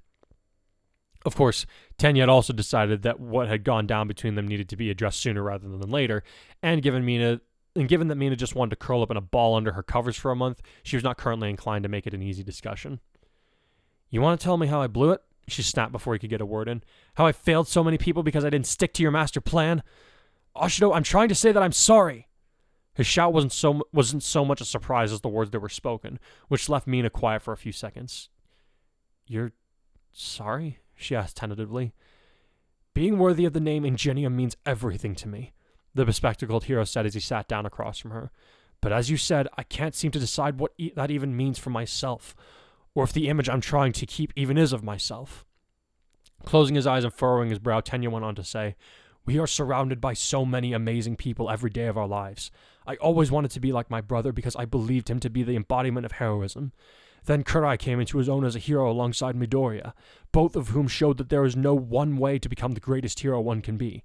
And what was I doing in the meantime? He looked down at the helmet in his hands with something like disgust before he continued. I tried to take the law into my own hands, betraying everything that we were raised to believe in. I failed to be there when my friend needed help time after time until it should have been too late for him. Forget about being a great hero. I can't even be there for one who has been like another brother to me. Now Ida raised his reddened eyes to look directly at Mina before he went on to say, At every turn I have second-guessed myself and worse, what everyone else around me should be doing. Kurai believed in my ability to lead our class, even when I didn't believe in myself, and I still have yet to validate that belief. And every time that I have the opportunity to do so, it seems that all I can do is prove how unworthy of my own ideals I am. Good. What? You heard me. Mina deadpanned without breaking eye contact. Realizing that you can't live up to your own ideals is an important step that any hero should know how to take. If you're recognizing that before you wind up in a casket, you're ahead of Kurai in at least one respect. When all he could do was look at her uncomprehendingly, Mina let out a hefty sigh before she went on to say, We already lost him, Tenya. I don't want to see you or him or anyone else so determined to measure up to him and the legacy that he's already creating that you just follow his path into the grave without really knowing why you're doing it. It'd be stupid of me to say that heroes should never sacrifice themselves for the greater good, but it terrifies me to see you so determined to be like him and your brother, both people who followed their own convictions into circumstances that could have been their own undoing, if things had ended up just a little bit different. They knew why they had to sacrifice themselves, but if you had gone to your death on Nabu or out here, would you have been able to justify it in the afterlife? Tenya's mouth opened and closed to admit a few more nonsensical sounds before he managed to get out the words. You were angry at me because you were worried about me? Okay, I definitely slapped you because you tried to justify your crap with Kurai's death, and if you ever do it again, I'll slap you through your armor with my acid, and don't think I won't. His classmate glowered, causing him to recoil slightly, after which her haggard gaze softened ever so slightly. But yeah, I'm worried about you, Tenya. Kurai cares about you, and that means that I care about you too. I want to see you succeed at becoming the hero you want to be, but that'll never happen if you keep measuring your successes and failures against your idols before you even start to try. And I worry about you too, Ida replied quickly, not just because you are a member of Class 1A. Kurai values you more than anything else in the world, and if I had somehow been responsible for your coming to harm, I could have never brought myself to face him. It wouldn't have been your fault because I can take responsibility for my own actions, Mina told him through a slow shake of her head. Whether or not we are officially coordinating out there, each moment that passed, only one person had control of my actions, me. If I'd followed your orders when they came, that, and anything that happened as a result of those actions, would have been my decision, not yours. You can't be responsible for everything happening in every situation like this one, even as a leader. That truth has been very firmly planted in my mind these last few days, her classmate admitted somberly. It was all I could do to organize the people I did have working with me at any given time. Every moment felt like it was only just too short to allow for any sort of clear thinking. I don't know how Tensei maintains the balance of command and direct actions with such confidence. I don't. Both students nearly leaped out of their skin as they turned to see Ingenium standing a few feet away, looking as tired as the two of them felt. Sorry you had to learn that this way, little brother, but I never stop second-guessing my choices after I've made them. That panic you were just describing never really goes away, not even with years of experience. Never? Tenya repeated hollowly, to which his brother shook his head in the negative. I asked Dad about it right before he retired and handed things over to me. The elder brother answered. Every life that we save can easily be lost, given a wrong step on our part. That weighs on me every time I put on this armor, but it can't stop me. In fact, I think it's good that we continue to experience this fear, no matter how long we remain heroes. How can fear be a good thing? Tenya asked as he furrowed his brow again. It kept me from making decisions as they were needed, to nearly to the point that I failed the mission before it could properly begin. How can you say that such a feeling is a good one? Because that fear shows that you care about the people you were trying to rescue. His brother answered with a warm, if exhausted, smile. If you felt no sense of alarm at the thought of failure, it would indicate that it didn't matter to you whether or not you succeeded out there. You stumbled, yeah, but you were able to keep moving, and even accomplish your mission in spite of that fear. That was almost not the case, Tenya admitted as he looked down at his dripping helmet. If it wasn't for Ashido, I would have... All I heard about what happened from Scab. Tensei interrupted as he sighed and scratched the back of his head. Normally, I'd take the both of you back to the office for a stern talking to about appropriate conduct in the field, but I've decided to put that on hold for now. We've all lost way too much sleep this week, and I've seen a lot of things that I'm sure we'll want to forget. I'm not in the headspace for giving a lecture, and I know from experience that you guys won't be in the headspace to really take one in. So for now, go home. I'll sort out whatever disciplinary measures need to happen for the both of you after we've all had at least a few days to put this nightmare behind us. The two students nodded glumly, so he decided to add, if it makes you feel any better, Scab isn't going to let me off the hook for how everything went down either. I'll be in the penalty box with you come next workday. But you're her boss, Mina said as she blinked owlishly at him. She can't punish you, right? Try telling her that. See how it goes. Tensei replied as he moved to help the pink girl to her feet. Come on, up you get. There's a bus waiting to take you two and a few other heroes back to Mustafa. Will Kurai and Emery be among them? Tenya inquired as he forced his sore body to get back up. As long as those camera crews let them get to the bus in time. Tensei chuckled tiredly. Some of them have been here since Tuesday trying to get a minute with him. Oh, he's got to be loving that, Mina muttered. I get the feeling her weather around here might hit one last rough patch. Set the station like the rage consume you, and like a wildfire burning through you. Building a cover from confetti and confessions. Maybe there will be a lesson in the rubble when it's through. Buried in metal and a million memories. The temperature is rising to 1,000 degrees. I never ever learned to let go of the pain. I'll make it all burn till nothing remains.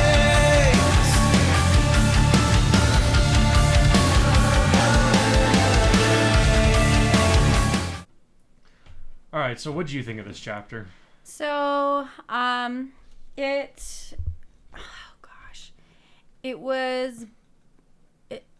don't know, pretty heavy.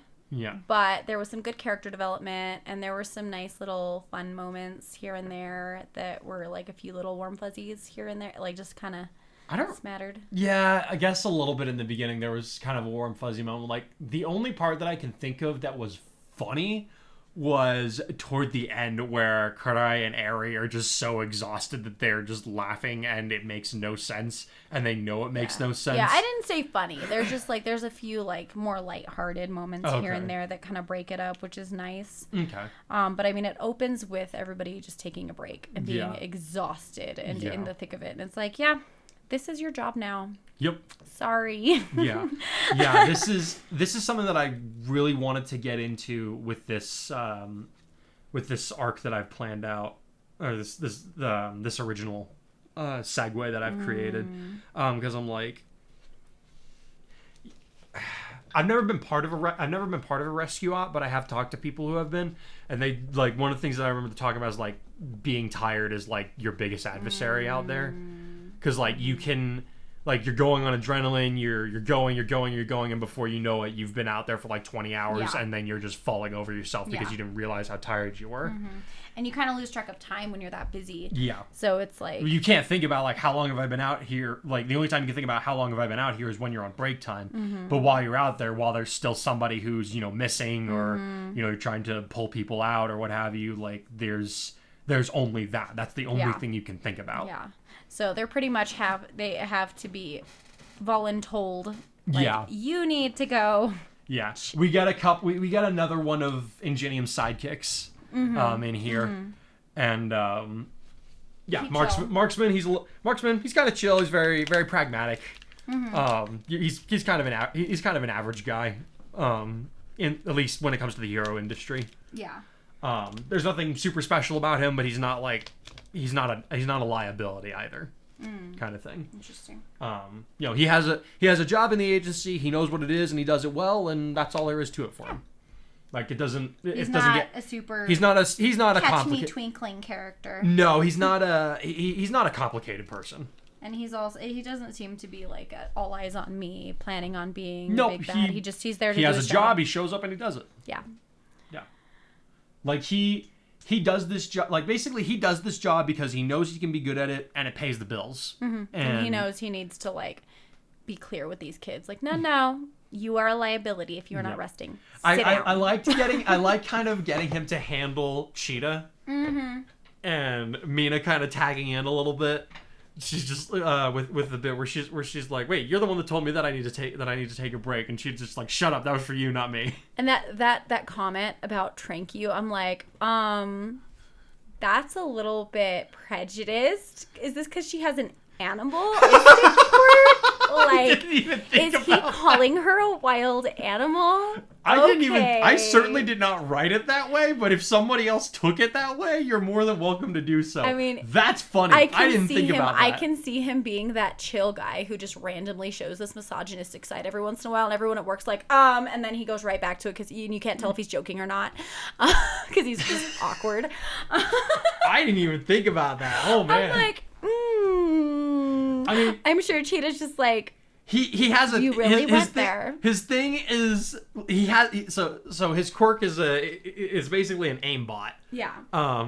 And he doesn't use lethal rounds. That's one of his. Well, yes, I know. So like when he said he was gonna trank her, it wasn't personal. That's just what he does. Yeah, but I could totally see her being like, "Oh, is it because I'm a wild animal? Like, come on." Okay, so like maybe if she was less tired, she might have done that. But yeah, I could see it being a running gag in the office. Okay, all right. I think I'm gonna run with that. Actually, that's really funny. That's awful. That's really funny.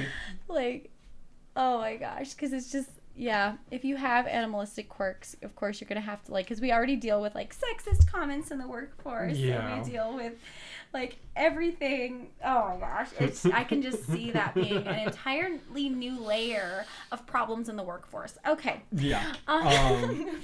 Moving on. Have you ever been so tired that, like, you're eating stuff and it just doesn't taste like anything? Oh, yeah. Yeah? 100%. Okay, like, so I wrote this up before I went on my test, went out to my test, and I covered this in a previous podcast, but I went like 30 hours without sleeping because of what happened to my flight and getting diverted and me having to spend the night in an airport terminal. There's a certain point where your brain is just not...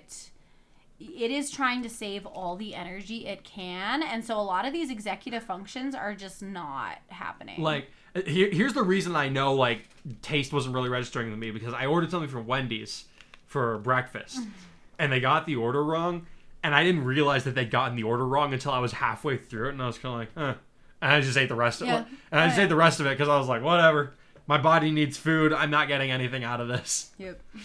No, man. The first time I pulled an all-nighter in college, I was a different person. So rereading this and like going into re-edit it, I'm like, I feel this.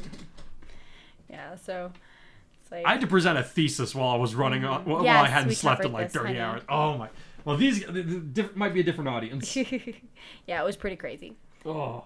I'm not gonna go into the whole thing again. I'm just like, I need to mention that again because that was awful. You survived. You're okay. I did survive. I'm okay. I got my test passed, so I'm all good. So we have Mina and Ida run into each other again, and did that happen before she went to sleep?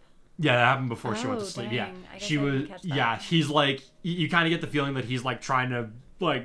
Maybe gauge start where they're at, or maybe start bridging the gap, and she's just having none of it.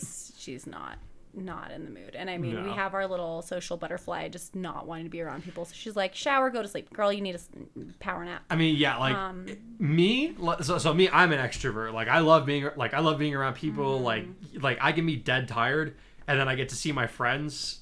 and I can hang out with them, and I'm like, I'm gonna be all buzzing and excited, and I'm gonna have all the energy. Yep. And then as soon as I'm away from other people, I'm asleep. Yep. Like. And then we have like you and your extroverted friends, and then all your extroverted wives were just napping on the couch because we're over it. Our introverted wives. Yeah. Introverted wives. Sorry. What was it?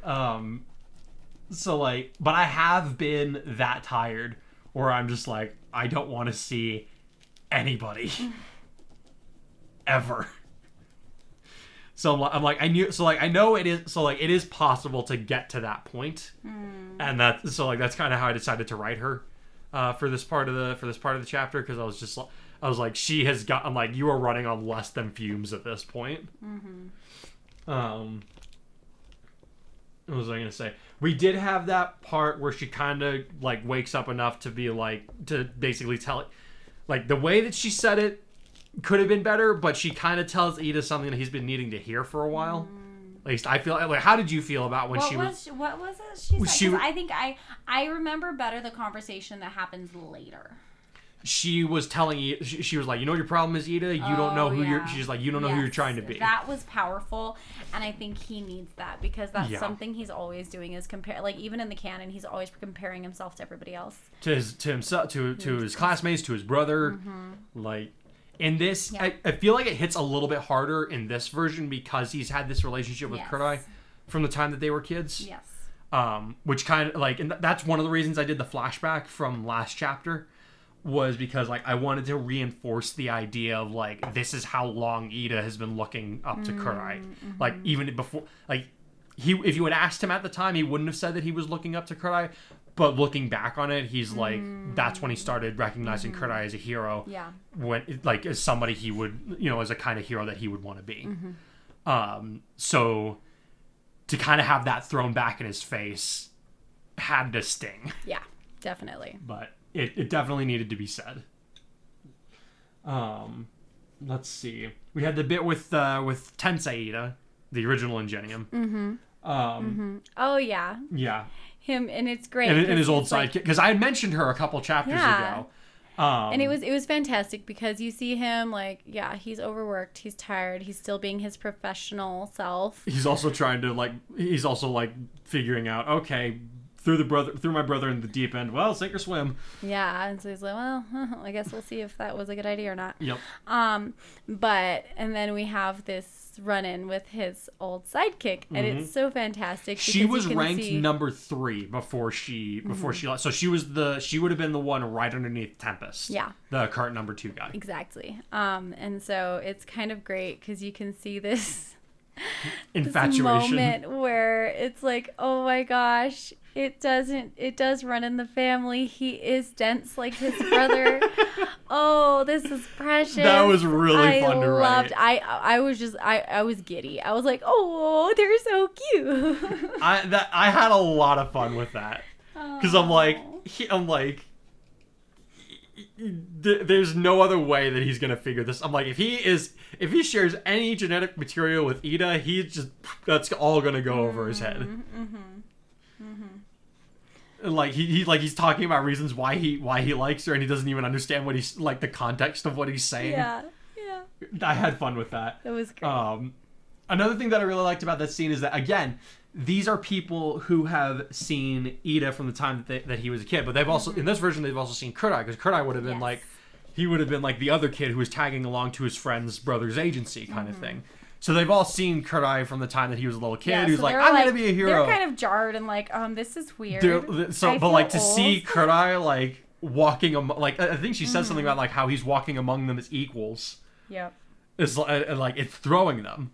Oh, like they're happy for they're happy for him obviously, but it's like, and it's not even the sense that they feel old. It's just that they're like they weren't expecting that from him.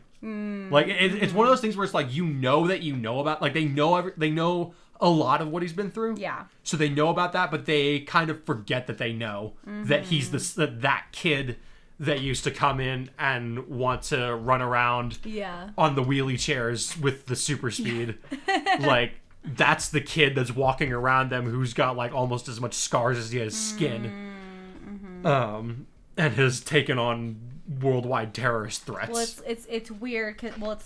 for me, the closest thing I can compare it to is having my little brother's little football teammate who is like in the little peewee football with him and like grew up in all the football teams from the time they were He's little. in the NFL now, right? Yes. Yeah. That's where I was going with that. Is Yeah. like that's the closest thing I can compare it to is just like thinking of that cute little boy that was like a little chunky boy and he like like playing with my little brother and then they'd come to little parties at our house after the games and you know I watched them grow up and play football together all the way through being seniors in high school and it's like and now he's a grown man on the NFL on in the NFL. It's that's just pretty amazing. Yeah, it doesn't happen too often. Okay, yeah, I see. And so I see that's where the you're. closest thing I can compare. Honestly, Okay, so I'm you just can like, definitely relate to that more than I can.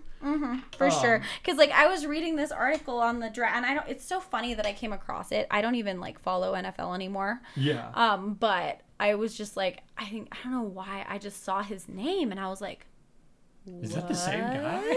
And I looked and I was like, because it's like, oh, kid from like former New Mexico athlete now in the NFL publishes a children's book, and I'm like, what? And I looked and I was like, oh my gosh, that's that kid, that's a little bird. So it was great.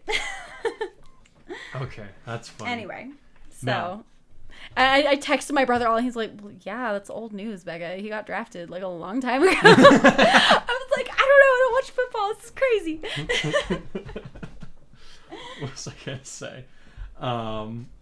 I liked getting I liked writing in little bits and pieces about how like the other heroes are kind of familiar with how Kurai doesn't like the media, so they're kind of like, hey man, if you want to avoid the camera crews, go over here instead. And in Genium in particular, he's like. He's like, hey, go to this spot, and they figure out pretty quick. It's like, it's like Tenya's group is over here. Yes.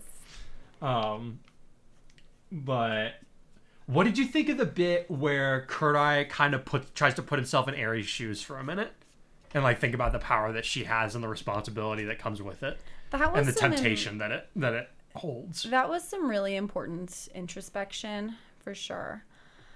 And I feel like you and I talked about this at some point as well, and I think he's able to just kind of I think it's also really important to the plot because it's a theme, especially later on, that we will be seeing without giving out any spoilers of that like crazy power, coulda, shoulda, woulda, but at the same time, where's the morality come in, right? You have the whole Superman conundrum. It's not whether Aerie has become the Superman conundrum, essentially. Because it's like, it's not a question of whether she can do it. It's a question of whether she should do it.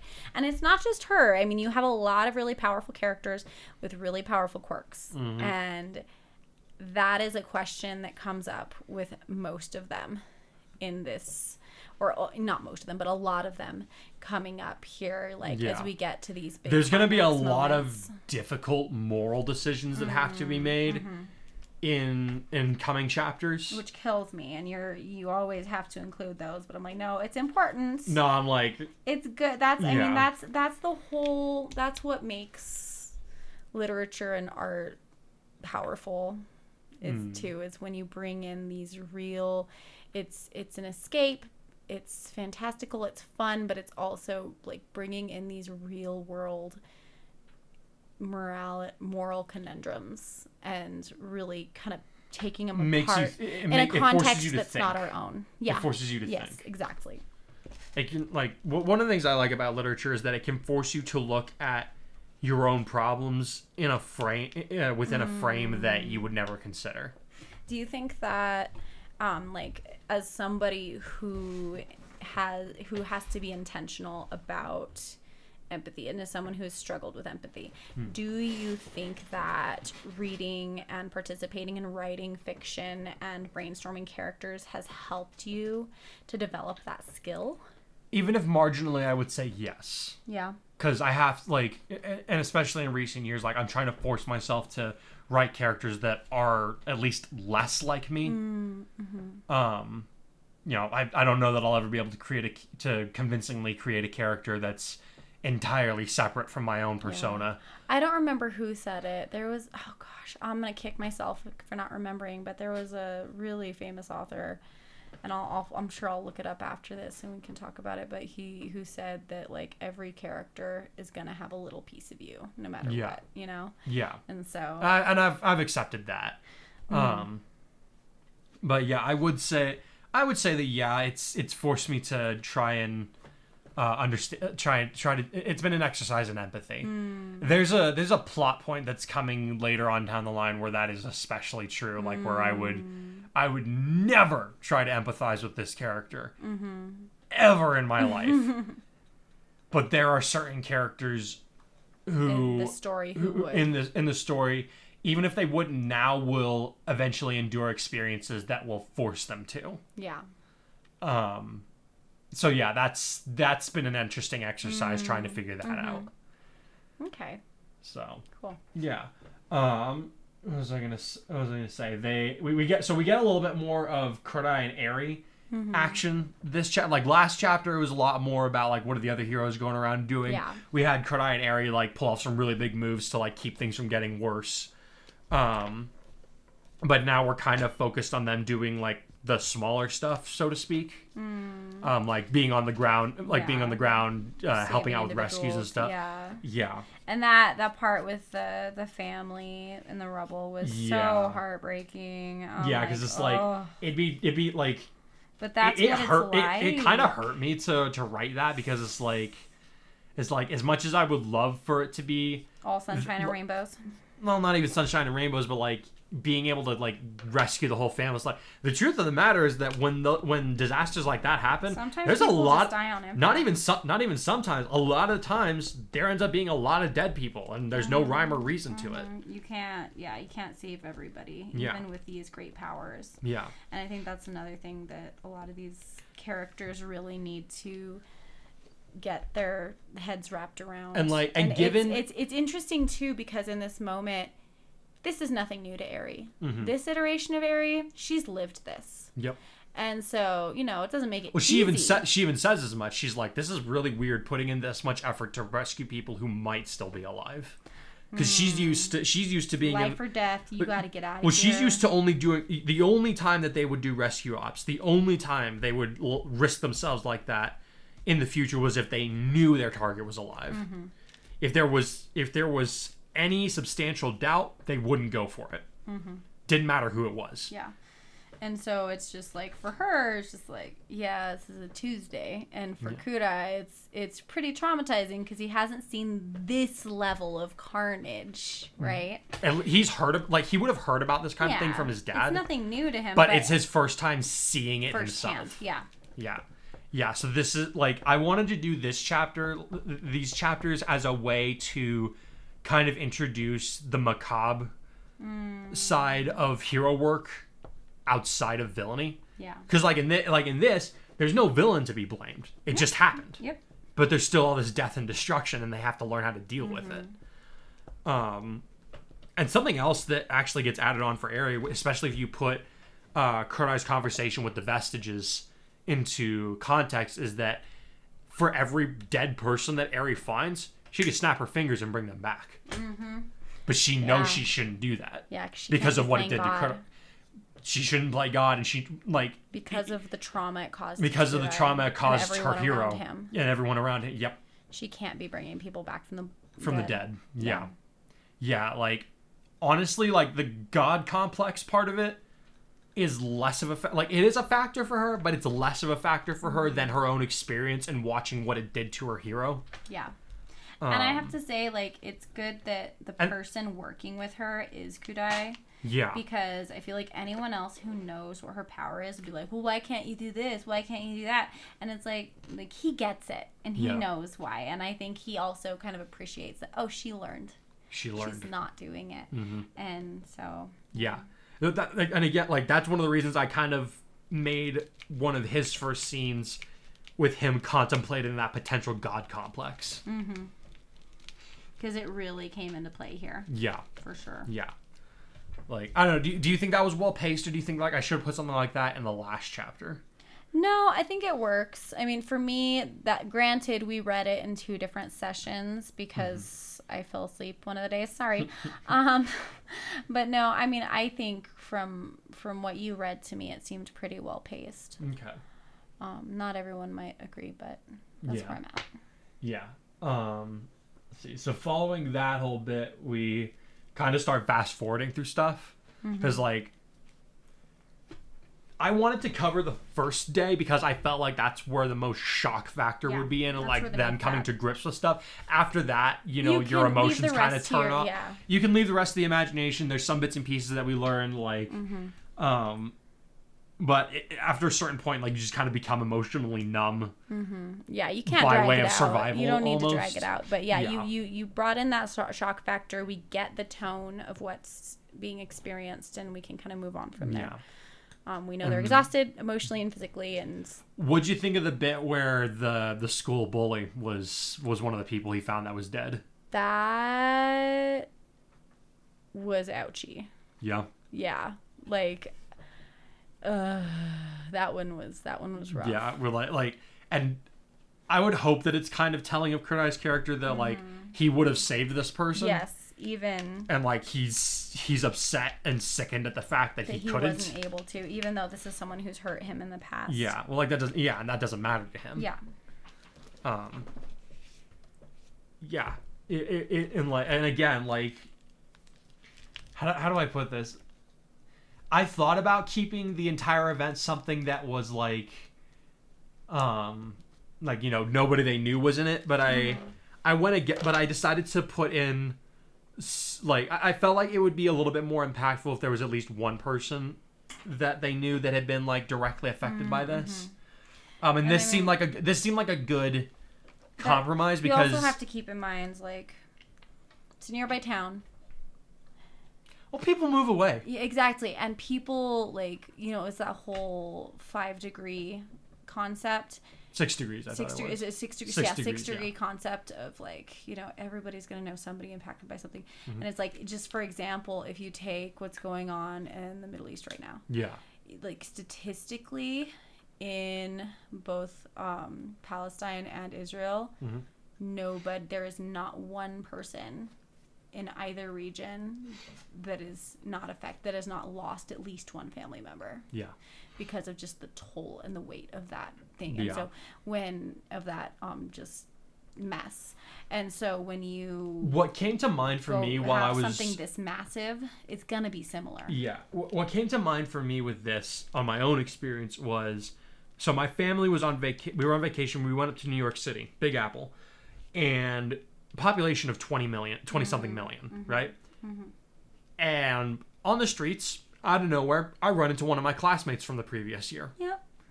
Like, we didn't plan it. Neither of us had any idea that the other one was going to be there. We ran into each other right outside a store. Well, I met you in DC before we ever dated. Yep. So the first time we actually met technically was when we were both kids. Yep. We didn't even know. We were both, I was on a class trip. I was living in DC at the time. He was just going to the museum with his family. Yep, Air and Space Museum. Great place to go. And funny enough, he used to live in the town that I lived in at the time, and he used to go to the same school, but not at the same time. Yep. So everyone I would be there, she would be gone, I would leave, she would come back. We completely missed each other. But it's so funny because everyone from the school knew this really loud family that we ran into, and it wasn't planned. We just ran into them at the Air and Space Museum, and I'm annoyed because I'm like, I'm on a time crunch. I don't get to travel. I want to go see this museum, but all my friends and all my teachers are sitting here talking to this loud, obnoxious family, and I guess the boys kind of cute. And we're just having a good time catching up with some old friends. I know, and I even remember thinking, like, me, little 7th grade me, was all, okay, that older boy is kind of cute, but come on, I want to go look. Like, I genuinely remember having that thought and being like, oh my gosh, like, I'm never gonna see these people again. Why are we sitting here talking to them? And then it's so funny because years later, we had already been dating for some time, and weren't we married by then? By the time we figured this out? We might have been married by the time. I'm pretty sure we were married by the time we figured this out. I remember one day you were like, yeah, I remember in like 2007 before we moved, like we ran into a group that was like on a field trip from ACS. I was like, what? And you're like, yeah, it was a museum. I was like, was it the Air and Space Museum? He was like, yeah. I was like, it was you guys. Yeah, because I was like, that's the year that I went. I was like so blown away. You guys ruined my Air and Space trip. Yeah, you.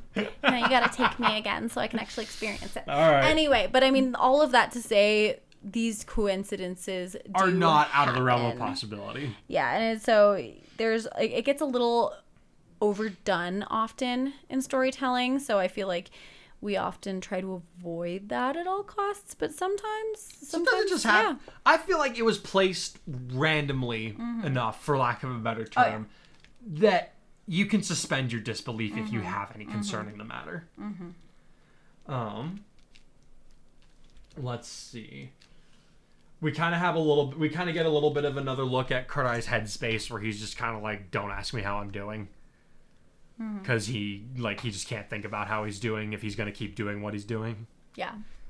And like you were saying earlier, like this kind of shows the difference between him and her, in that she's not unaffected by it, but she knows how to process this kind of thing more efficiently than he does. Absolutely. Yeah. He's compartmentalizing, which is allowing him to function, but this is going to come back and bite him at some point. Yeah. No, and it's interesting dynamic, because he's been kind of the mentor in all of this, but she's able to kind of step into that role and be like the person who's experienced it before. Yeah. So, which is pretty cool. Finally get a little bit, like, we finally get, like, the last piece as to why he hates the media so much. Yeah. And it's like, it's not an unwarranted, it's not that they annoyed him excessively or whatever. We're not just opening the big book of sad. Ha ha ha. Prologue in the back, big book of sad. I don't know. It felt like a good time to kind of to kind of put that one to bed. So we kind of find it. So we find out that like he comes from some money, but if you ask him like in a casual setting, he'll say that he doesn't really come from money, but they have a little bit. Yeah, and I no spoilers. We'll talk about it later. I find it really interesting. I will, without giving any spoilers, just saying with this being said, it's interesting that you added that little tidbit, because with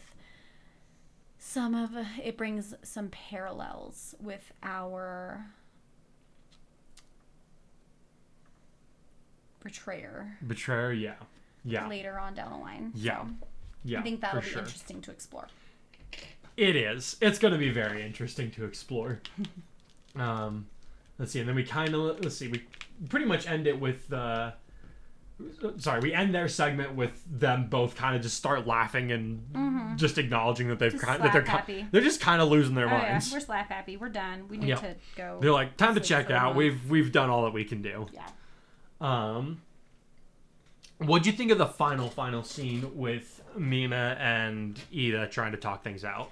I appreciated it. Like, I think it was nice that they were able to come around and, like, she's had a nap. She's had a nap, but she's also had to work a lot more since then. They're able to find some common ground, at least. And I think I really appreciate the conversation, and I like the development of their friendship.